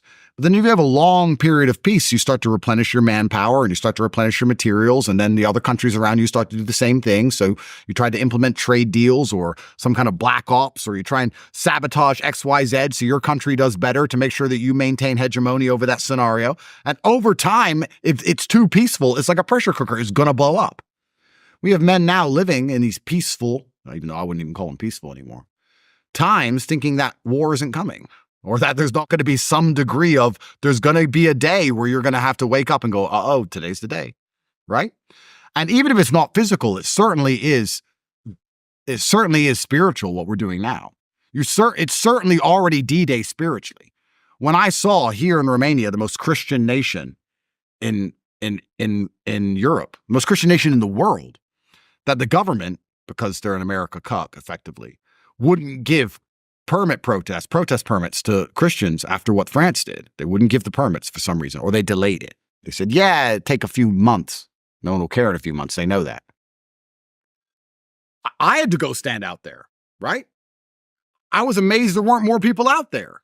But this is now, we're already at D-Day, where you have to be prepared to sacrifice yourself, at least spiritually, at least for what you believe. And I guess the alternative is just to go to bed at night and feel like a coward. I don't know. Maybe for some men, that's better to just look in the mirror and know they were but at least I'm not in jail. I would be sleeping perfectly fine in jail right now because I know I went for the right reason. I'd be sleeping fine, right? So it's truly incredible. You're right. These straight gay men who have this very strange view on the world where they've tried to redefine masculinity and take it away from what it truly is, because truly masculinity is the ability to say no. And if you're going to say no, you have to defend your ability to say no. That's it. You can't say no if you don't defend it, right? No, you can't come here. Well, we're coming anyway. Now let's fight, right? It's kind of interesting. I've seen some things on the internet where they say, do men really look at each other and think about fighting each other all the time? No, not really, no. But if I walk in a room and there's 7 or 8 men my size, it does cross my mind. Like, do I know who they are? Right. It's just like, because we live in that world, right? But all these men who can't defend the ability to say no now find themselves in this weird quagmire where they're like, well, I can't really say no to anything because I can't defend it. So I'm going to have to say yes to everything like a but I need to find a way to look like I'm somehow important and masculine. So let me put a feather in my earring, and read the New York Times. And half of these people I can beat up, which is the problem. But this is a true story. You're going to love this. It actually made me think about just exactly what you're talking about when we talk about these straight homos. I was at a restaurant the other day with children. Okay? I'm sitting with children having pizza. Another gay Zionist, out of nowhere, he pretends to be a fan and then gets in my face with the camera and starts calling me an anti-Semite. If you want to see me, I have pledged on this show, the only time I will ever get arrested is if you come up to me when I'm with kids. Yeah. That is Mama Bear. That is like Mama Bear takes out the Papa Bear when you're with kids. 100%. And so once I got someone to just like move the children, I went up to, he's with his wife. Okay. His wife allowed him to do this. If my husband ever went up to a wife and like a woman and children, and he thought it was his 6'3", gets Morally in my corrupt, face. yeah. I got so close. I think he started realizing like I was going to fight him. Like I was literally just like, do you understand? Like I was so close to his face. I was like, you are a coward. Yeah. You are pathetic. I was like, I looked at his sons. I said, you should be ashamed of this. This is the opposite of what a man is. Yeah. His job, his instinct should be when he sees a woman and children to protect it. 100%. I go, your father reads the New York Times, thinks everything of the New York Times tells him is real, and he suddenly got like, very kind of intimidated. I said, post the picture. Yeah. Post the video that you shot of me because I'm going to make you as famous as you want to be. Yeah. Still has not been posted. Yeah. Please, if you are watching, post it. Like this straight homo needs to become famous. And I said to his wife, you should be ashamed. You think this is a man to come up to children and a woman because you read something in the New York Times that told you Candace was an anti-Semite because she doesn't support Bibi Netanyahu blowing children to smithereens. Like that is your worldview now that this means I hate all Jews. Like it's such a nonsense, but this is the average man now where I was like, he needs to understand, like this man needs to have his ass beat. And I say that in the most honest sense, like you should be required as a man to be in a fight. Yeah. Like because it changes something within you. 100%. Because you think you're fighting a tough battle because you're walking up to a woman and children to talk about Bibi Netanyahu. To defend the New York Times? Yeah. You're a straight homo. Bro, yeah, 100% straight homo. It's clown world. It's funny. This reminds me of a story. I haven't told this story. But he would have never done that if it was you sitting with your daughter. Never in a million years. Because he would have realized right then, we're fighting. Yeah. Right now. That's right. That's right. It's interesting. I have, for the most hated man in the world, I have truly in life never had, up until this story I'm about to tell, a negative interaction with anybody. Everybody comes up to me and they're a fan. Or if anyone dislikes me, they don't really say anything. I've never had a negative interaction with anybody until about 3 weeks ago. It was during the World Cup and there was an England game. We were watching it here in Bucharest in like a public area. And there was some American girl. And I went toilet. And on the way out the toilet, she filmed me on TikTok and said, "Human trafficker," on TikTok. And I stopped and I turned around and I saw her and she kind of put her phone away. And I was like, "Did you say that?" She goes, "No." It's like, "You just filmed me and said I'm a human trafficker." She goes, "No." It's like, okay. So anyway, I went right up to her, walked up to her and said, "If you think I'm a human trafficker, you're allowed to say it. You're a girl. I'm not going to hit you. But if you think I'm a human trafficker, you're allowed to say it. I'm just saying, why would you film it and then deny saying it? You don't know my story. I'm happy to tell you if you care. I don't know your story. Why did you film that? Why did you say that?" And she's sitting there with her man and the man goes, "Oh, I don't think this is necessary." I said, "My friend, you're a man. I will kill you." And I turned back to his girl and he just sat there and never said another word. He just sat there while I berated his woman. Yeah. Then I went back downstairs. I saw them arguing and then they left, right? So I guess she got in an argument with her man for not defending her, but the man understood. I can't fight. What can I do? Yeah, what are you doing? What do you do? Yeah, that's right. Another straight homo and some silly woman. Mm-hmm. But it was interesting dynamic. But when you say you want a man who will defend you completely, right? Even her, as stupid as she is, and even her loser man, she expected, it's like your expectation you have. And then the card got pulled and I guess he changed his mind. Right, exactly. And he probably wasn't happy that she did it. Of course. It could, well, that's it, right? Because he's like, now why have you put me in a position where I have to die over your stupid TikTok? Yeah. Completely right. But these straight homos, it's very interesting. I love the point you just made about how he feels like he's defending society. Would Israel give a shit about him? Mm-hmm. It's really incredible. It's really incredible how people will get pulled into psyops of things that don't even matter, right? There are so many things in the world that matter today. If anxiousness was a disease, or if you could feel like if panic attacks were real, which I don't believe they are, sometimes after a day of work, I feel like this world is a mess. Sometimes after a day of scrolling Twitter and seeing everything happening, you're a bit like uneasy. You're like, how do I sleep now? What am I supposed to do? How do I prepare for these things? And I guess I'm one of the most equipped people on the planet because I'm fortunate enough to have a bunch of passports and a bunch of money. Most people don't even have that.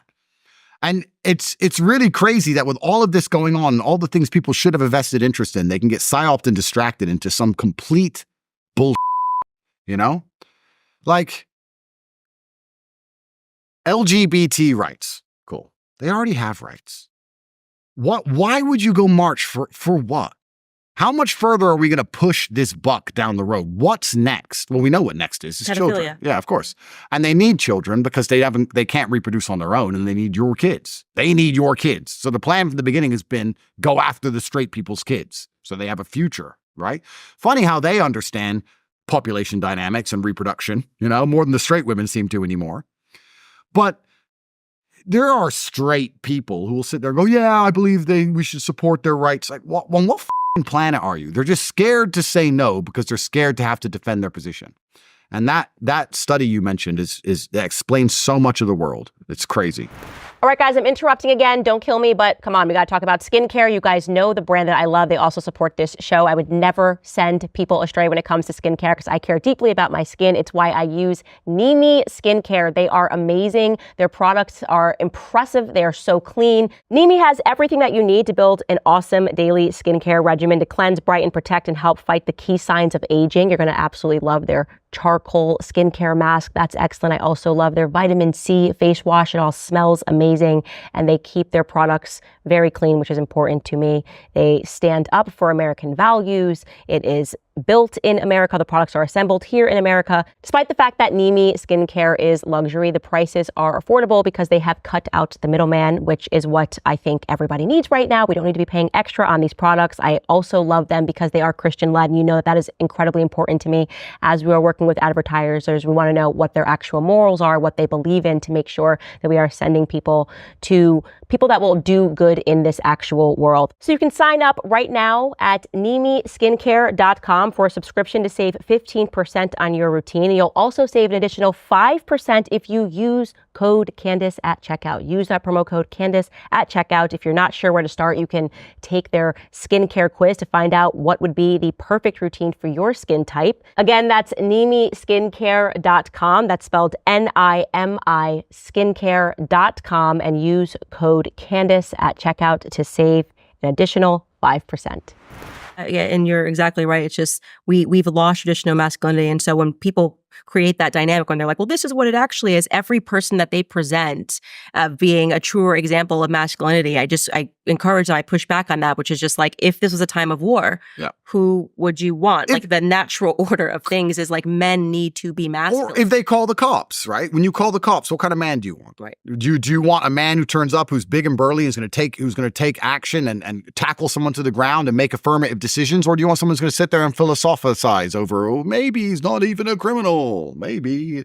What is a man? Like, when hits the fan, feminism disappears instantly. Mm-hmm. It always does, right? So all of it is just built inside of the society. A lot of it is men's fault also. You talk about how women are attacked with this feminism garbage from a young age, and you're completely true. It's completely true, and you're right. I was watching a Taylor Swift concert, and she has this famous line in one of her songs. I don't know her songs. I'm not a Swiftie, unfortunately. Me neither. But she says something. Guys, I have no eggs left. No. The patriarchy, she says. And all these little girls are sitting there going, the patriarchy. And I'm like, I blame the fathers, because the patriarchy built that stadium. And the patriarchy put that soundstage together. And the patriarchy paid for those little girls' tickets to go and watch that. So men also have a part to play. Men have become so cucked, they're going to allow their daughters to go there and sing about how much they hate them. They'll wonder why their daughter will grow up and not listen. My daughter is not being, one, she's not listening to that. Two, I'm not sending her ever. I wouldn't allow her to go. But three, there's no way on God's green earth I'm paying for it. Like, it's also so crazy what position men have been put in. And if you say that to a man, these straight homos, they're going to sit there and go, I'm secure. I'm a real man. You don't let your daughter listen to Taylor Swift? Huh. Call yourself a man? Bro, it's crazy what level the Western society is sunk to. And what's scary is that we live in a world where we think the West is the whole world because we live in the West. It's really interesting. Did you ever see that conversation on the BBC News between it was some Chinese guy, he worked for the Chinese government, and they were discussing about the electric vehicles between China and England. No, I didn't. You ever see it? It's really interesting, and I don't want to misquote it, but I think people can find it and send it to you. They were saying that China produces 90% of the electric vehicles, and the UK is concerned about that they produce too many electric vehicles, and that the UK wants to produce some more electric vehicles because they don't want China to have a complete hegemony over the future when we use EVs, etc. And the Chinese member, and they were talking about competition between the two countries. They said, how do you feel about UK trying to compete with you in the electric vehicle market? And the member of the Chinese government said, we see the UK as a country that was historically important that we'd like to have good relations with. But when it comes to population, when it comes to production capacity, when it comes to safety on the streets, when it comes to educational performance, when it comes to the ability to project force, the UK cannot compete with China in any regard. Correct. They're historically believe it's still World War II, but effectively they're a small island far away who we'd like to have good relations with, but we do not see as a competitor or a threat in any regard ever. He just nailed it. Like, who the are the UK? Pretty much what Putin said, by the way, too. It's like, this is behind. The system is old. Yeah, Like, we're who moving cares? forward. Yeah. That's right. Completely right. So in the West, we think, the West is the center of the world. But truthfully, we're not the center very much at all. There's a lot of countries in the world that don't see us as important as we see ourselves. And we don't have a population as large as most of the rest of the world. We don't have the natural resources. We don't have the capability to produce anything. And we're now entering a dynamic where our men, because it's going to be our people against other people, right? Especially in the bipolar world, our men and their pussyfooted approach to life are going to be pitted against men who are prepared to fight and die for real. Yep. And we're going to see how that all works out. I guess the idea of the Western elites is that they can just continue to use the dollar to subjugate these nations, and that they can use AI and machines. I mean, for right just now, launch a world war out of nowhere. Yeah. You can reset everything by bombing and exploding and then stealing people's that's right. resources. Or having better technology. We think, we don't need real men in the army because we've got better tech, et cetera, et cetera. I mean, we'll see how that all works out. But I think the next 100 years are going to be very interesting when we see that. I mean, we can look at it right now. Let's look at it right now in the UK. 3 little girls were stabbed. The girls that were stabbed were the same age as my daughters. I have 2 daughters age 4. 3 little girls were stabbed to death. A man shouldn't have to feel what a blade is like entering his body, let alone a little girl. It's disgusting. I have seen 0 conversations about how to protect little girls. All I see are the straight homos marching, talking about how they're not racist. What the are you even doing? Right. Have you lost complete context of the situation? Every single conversation should be about how to protect children. And there should be nothing off limits. We shouldn't be afraid to discuss the fact that if people come from X country, they commit violent crime at a 300% higher rate than if they come from other countries. Because everyone talks about the UK being racist. It's probably one of the least racist places on the planet. You want to see racism? Go anywhere else. Japan. Africa. Yep. They're racist in Africa. They're racist in the Arab world. Everyone's racist. We're the least racist place.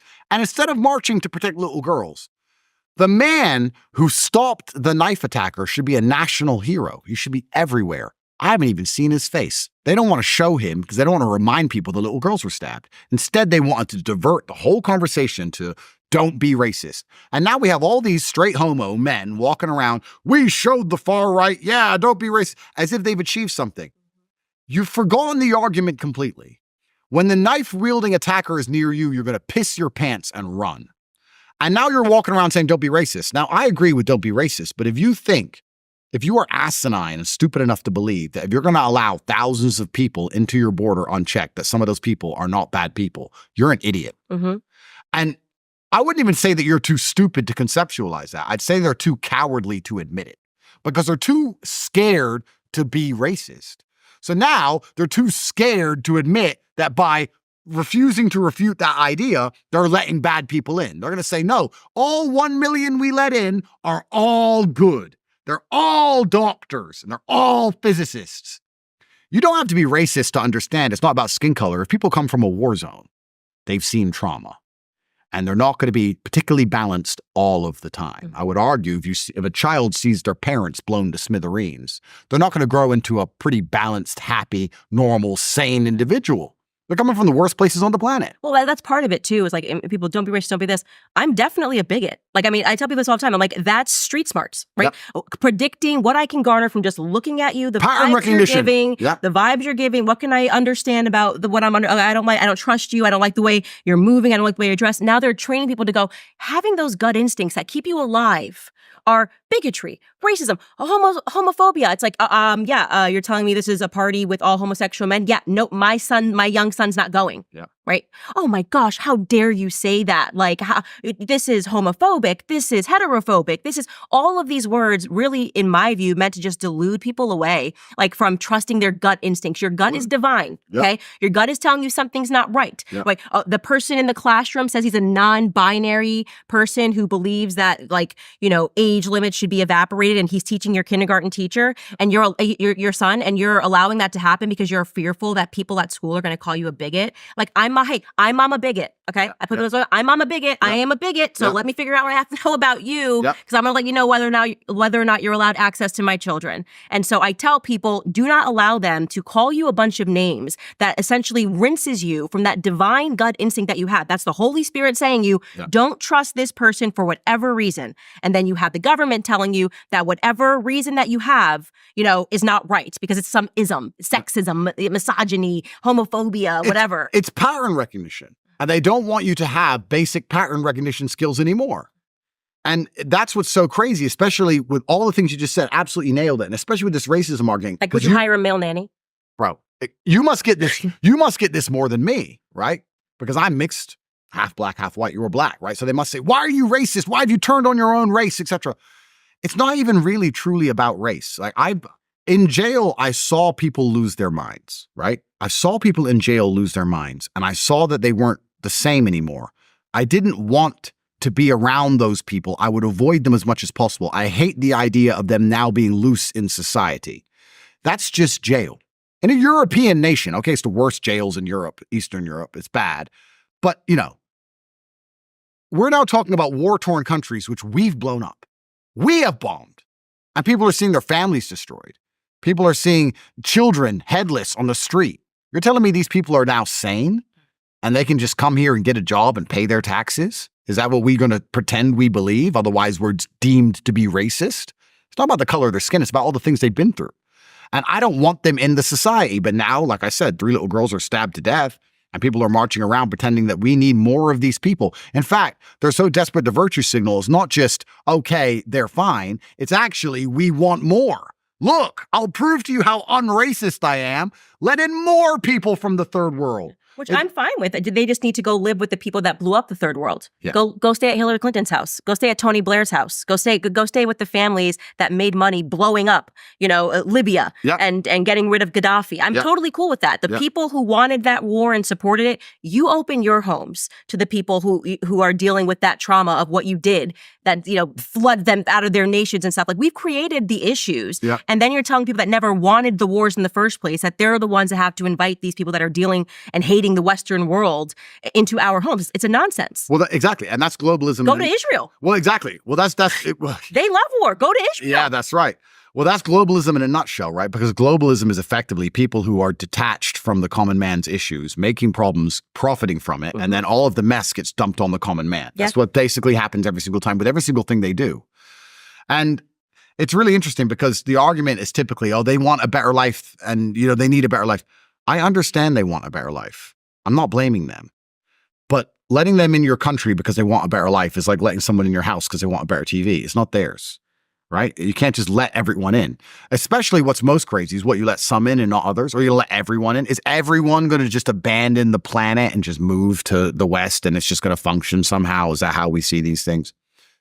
But I guess the two things we're talking here is very interesting because the most primitive, I would guess, and that's perhaps the wrong word, the most essential female biological impulse is reproduction. The most basic thing a woman should want to do is have children.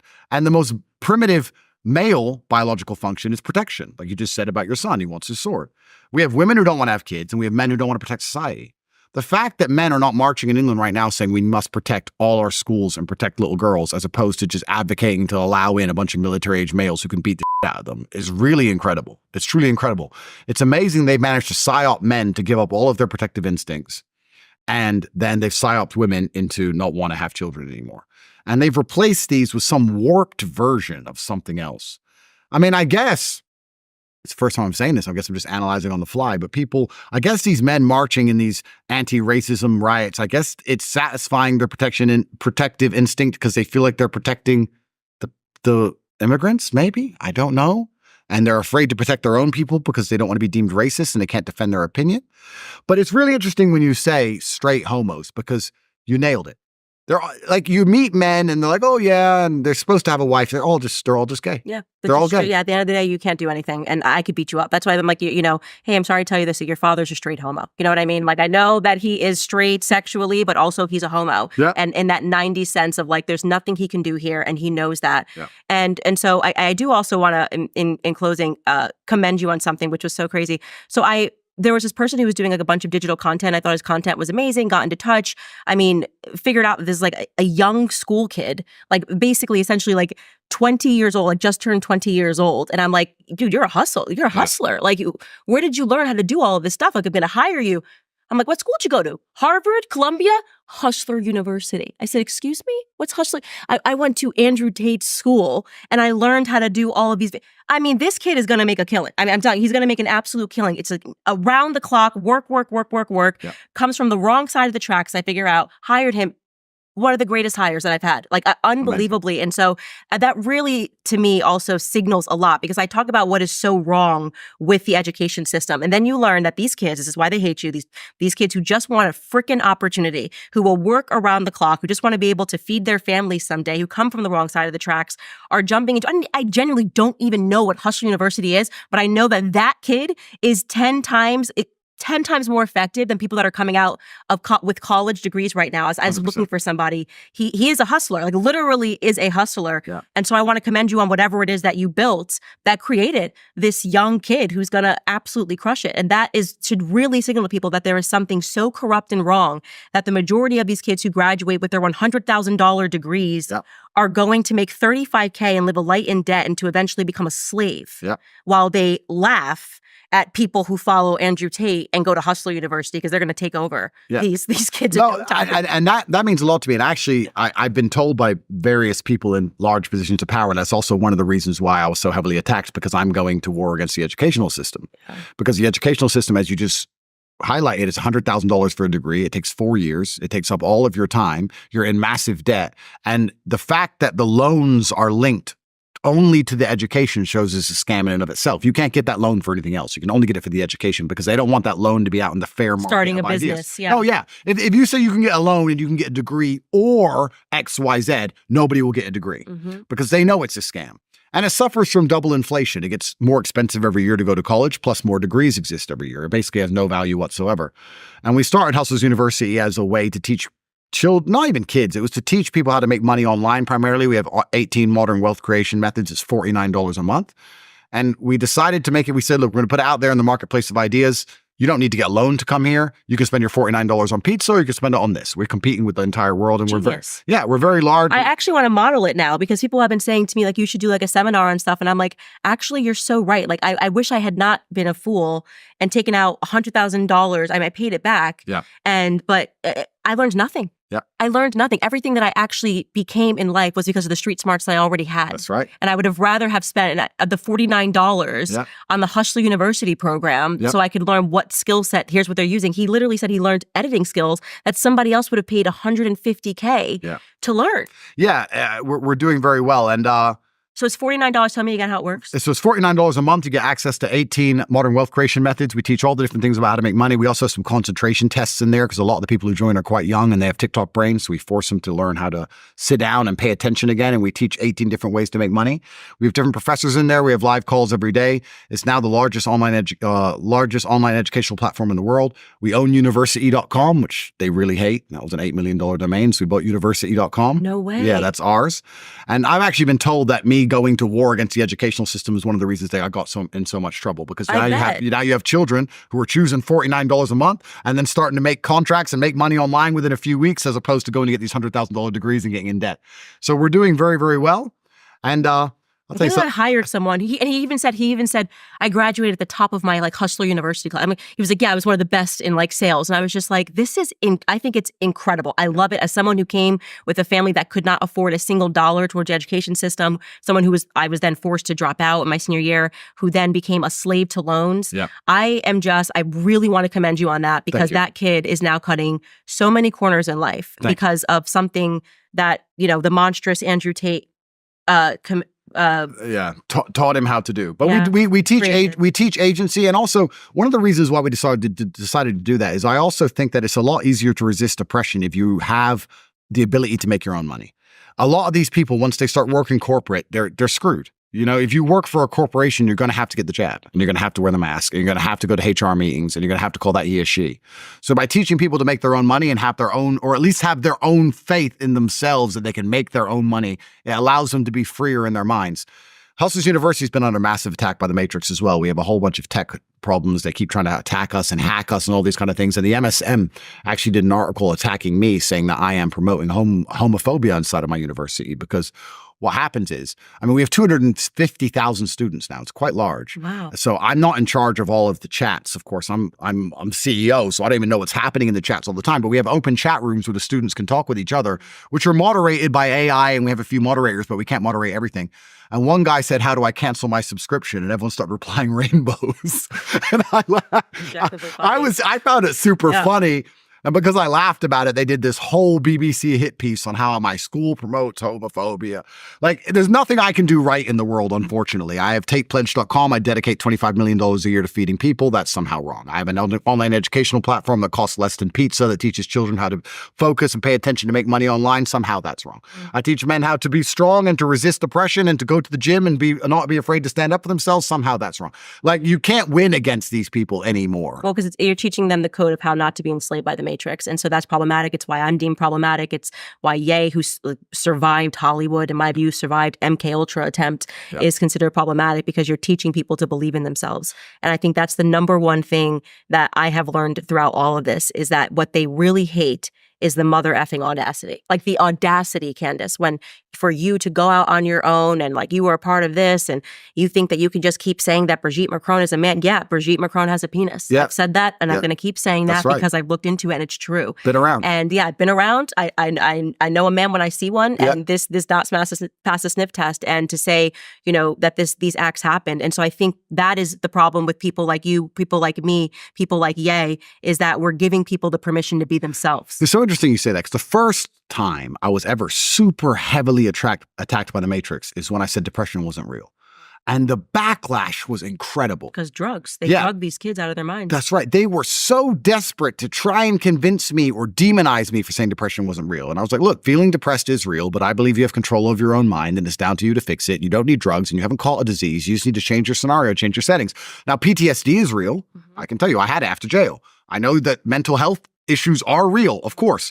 What I'm trying to say is that depression as an idea in the West is so massively overprescribed that it no longer has any value. It's just sadness. It's just sadness. You're just sad. That's a normal human emotion. Like, go outside, go for a run, hang out with your friends. That's right. I see. That's going to keep coming, like waves of sadness. We're all sad. We get sad sometimes. Completely. I see it all the time. I see men to me, "Oh, I'm depressed." I look at them and say, "I'd be depressed too if I was you. You're a loser." Yeah. Like, of course you're depressed. Your life's because you're a loser, because you've achieved nothing.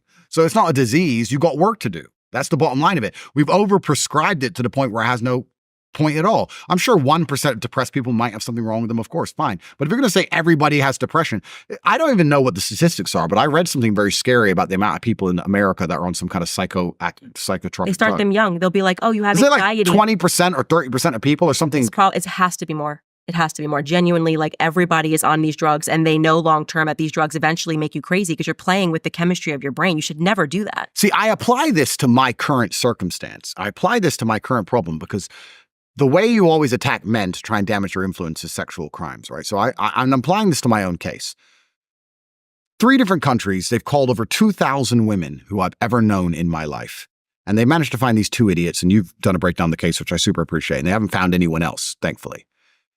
But if 30% of the people they're calling are on mind-altering drugs, that's scary to me. I'm thinking, wait, as a full-grown man, if you ever get famous and you ever talk against the Matrix and you ever have any kind of money and influence, because your ability to speak freely is directly correlated with your insignificance. You can only talk freely when nobody listens. If people listen to you and you talk freely, you soon realize that there really isn't that much freedom of speech, because they will come for you and they will try and wreck you with everything they can. Right. It reminds me of a point on freedom, which I want to talk about quickly. But Now we're saying that this percentage of the population are on drugs. I always found this interesting when they say, we've been through his past and we found these people. What percentage of the population are autistic? What percentage of the population are mentally ill? And then what percentage of the population are on mind-altering drugs or depressed of some kind or anxious or whatever they're on? And then we're going to say and find someone from 11 years ago and say their word, their eyewitness testimony without any other proof is golden. It's just so crazy. Christine Blasey Ford, 20 years ago. Yeah, happened. it's scary to me. It's actually very scary. The point I wanted to make on freedom is very interesting because you've experienced how the Matrix tries very hard to shut you up and they try to intimidate you. They try and ruin your life and intimidate you. That's effectively what they try and do. And it takes a particularly stubborn type of person. I am.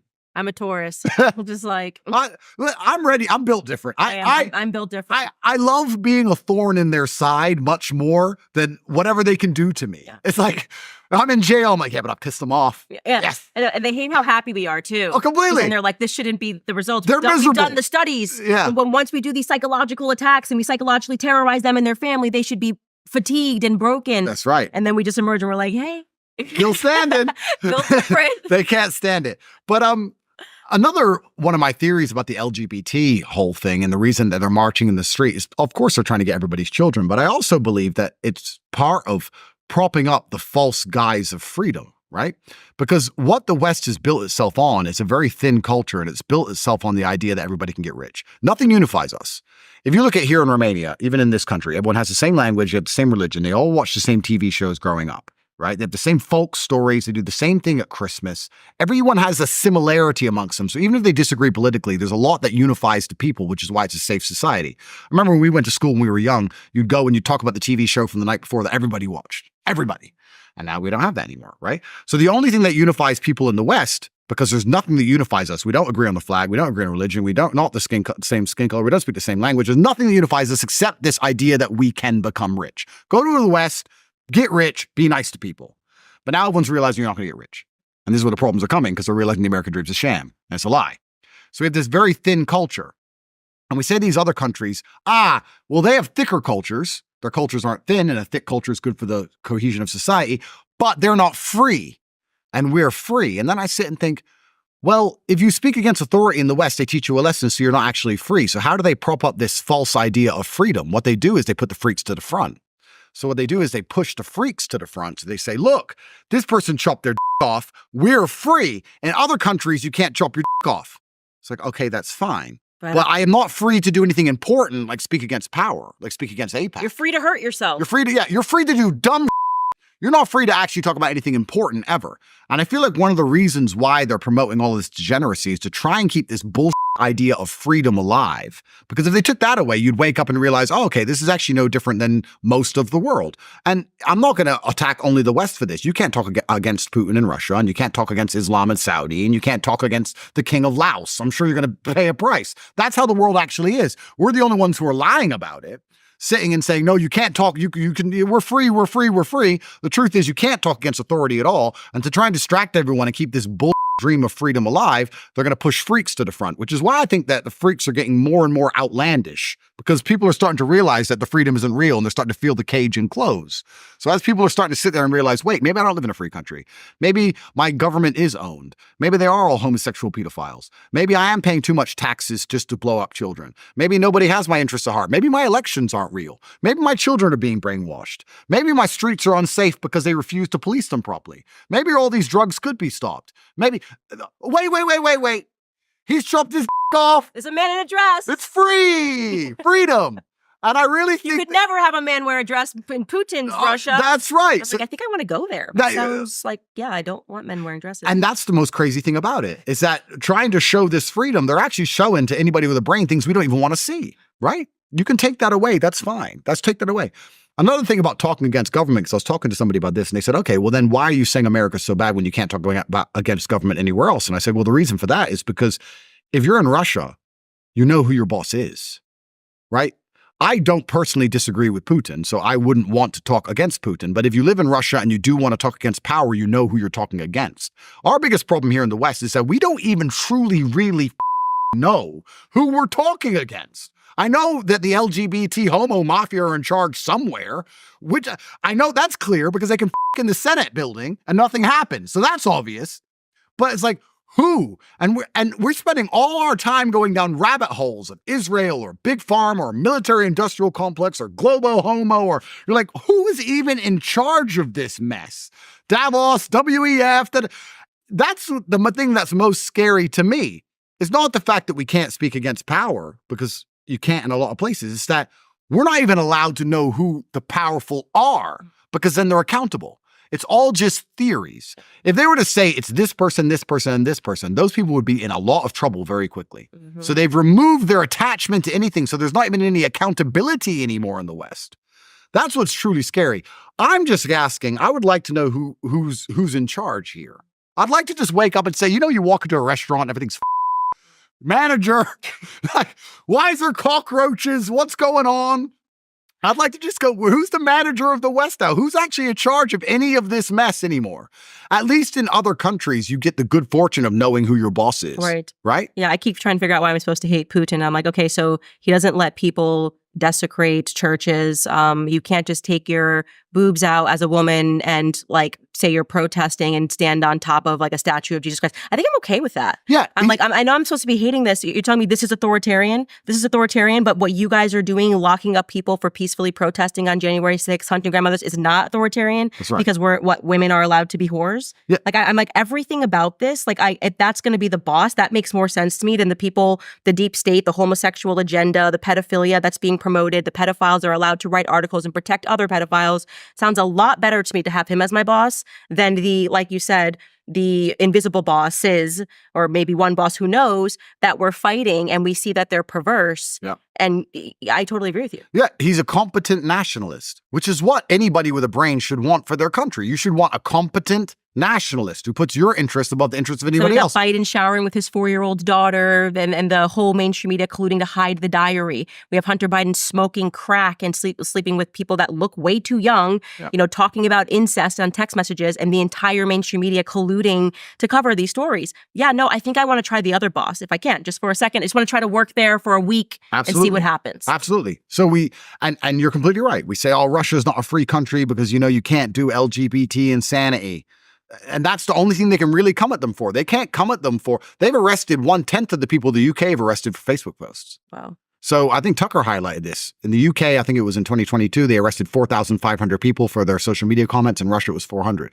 So the UK is 10 times worse for policing speech than Russia. Free country, right? But Russia's not free because we don't allow them to, they're not allowed to poison the children, so they're not free. So it's actually the thing that's most scary about this freak show is the reason they're pushing it so hard to the front is because they're trying to keep this imaginary balloon of freedom and the American dream and all this garbage ahead, because we have a very thin culture. Nothing's unifying us in the West besides the idea that somehow we're free and that somehow we'll one day get rich. That's it. And that's what's so scary. You know what I found interesting about American culture? The eclipse that was recent. There was an eclipse where the solar eclipse, it was like a few months ago. Can't remember. It was going through a few states. And I was reading on Twitter, they were talking about how the eclipse is coming and you need to be careful because it's going to be dark for 2 minutes and beware of crime and all this shit. And I sat there thinking, American culture is so thin that if it gets dark in the middle of the day for 2 minutes, there's going to be crime? People are going to rob cars? Is that how close we are to apocalypse? Is it that bad? Even we talk about Ukraine-Russia war, even though I agree with Putin, I think he's completely justified. The Ukrainians and the Ukrainian government, who I have distaste for, but the Ukrainian people, they're still in lines buying food. It's war. They're in a line with money buying food during war. America, it'd be looting. It would be fires. It would be free for all within 2 minutes. We are on the absolute precipice of societal breakdown all of the time. And the only thing that's keeping it together is everyone sitting around going, don't worry, you'll be rich one day, while a political class just rape the tax base for as long as they can before they disappear into the sunset. How long until this all goes wrong? I mean, it's an interesting thing to observe from afar. It's super interesting. Yeah, I think about it every day. I tell people I have an apocalyptic mindset. I've learned to grow vegetables. Yeah. My husband hunts, he fishes. We're going to be good in the the middle of a forest and we're going to survive. And you Yep. better think deeply about who you would want. I say this all the time in your tribe. And you're going to realize that it all comes down to basic survival skills. Yep. Can you hunt? Can you shoot? Can you fight? Can you grow food? Yep. Can you take after the children? And the majority of Westerners are ill-equipped for those things. They're like, well, I can receive the New York Times and read it and comprehend what they're telling me to believe, and that's going to be problematic. And so in conclusion, I would like you to speak to the straight homos. Because the straight homos, they need some guidance, you know? They need some guidance. It's They true. do. It's They true. think they hate you, but deep down they know that there's something that you're saying that really what they hate is what was inside of themselves. There's like a cowardice within them that they hate, and so they have to attack you. And so we're going to get free advice. You don't even have to sign up for Hush University. You don't even have to buy a Standis cup. You're going to get free advice, all you straight homos out there, from Andrew Tate, and you can just implement this into your life. Andrew Tate, take it away. Sure. All right, let me try and think of something which is going to be inspirational. So I'm going to whoop your ass. Just kidding. I should say the reason they're a coward in the first place is because they're afraid of confrontation. But I want everyone at home to understand, especially if you're a man, that confrontation is certain and it's always going to be around. If you're a king, there's never been a point in human history where you were a king with an empire where people were not trying to take your empire from you. And if you're not a king with an empire, then you're a pawn in somebody else's empire and you're going to have your head chopped off for some reason anyway. Confrontation is certain. If you try to avoid confrontation, you're going to end up in confrontation with yourself. The reason these straight homos are so desperately sad, the reason they have ADHD and anxiety and depression, the reason they're sitting at home, even if they don't admit to these ailments, wondering why they're so unhappy all the time, is because you're fighting an internal battle. Your monologue is different in your mind from what your spirit truly wants. You want to be respected. You want to be strong. You want to stand up for what you know is right. You want to be a man, and you're just too afraid to engage the enemy. So you're going to self-destruct. You're going to turn on yourself. There's a fire inside of you. There's a fire inside of absolutely every man. And you can either direct it at your enemy and do your very best to destroy him, or it's going to burn inside of you and eat you alive. You have to make a choice. The cowardice that you feel that prevents you from engaging the enemy is the biggest betrayal, because now you're just engaging yourself. The battle's certain either way. So I strongly recommend you find who the enemy is and direct your efforts towards their destruction, as opposed to sitting there allowing yourself to self-immolate. I think it's actually very sage advice. There is a fire in all of the men, and it has to be directed in the right way. Well, Andrew, it has been a pleasure having you. This conversation is going to be so banned, so demonetized. Sorry.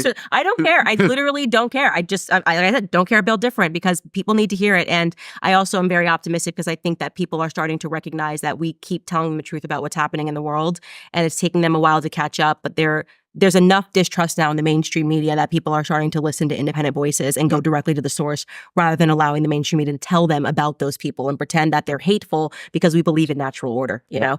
All right, guys, that is a wrap. I hope you enjoyed this episode of Candace. We will see you next time.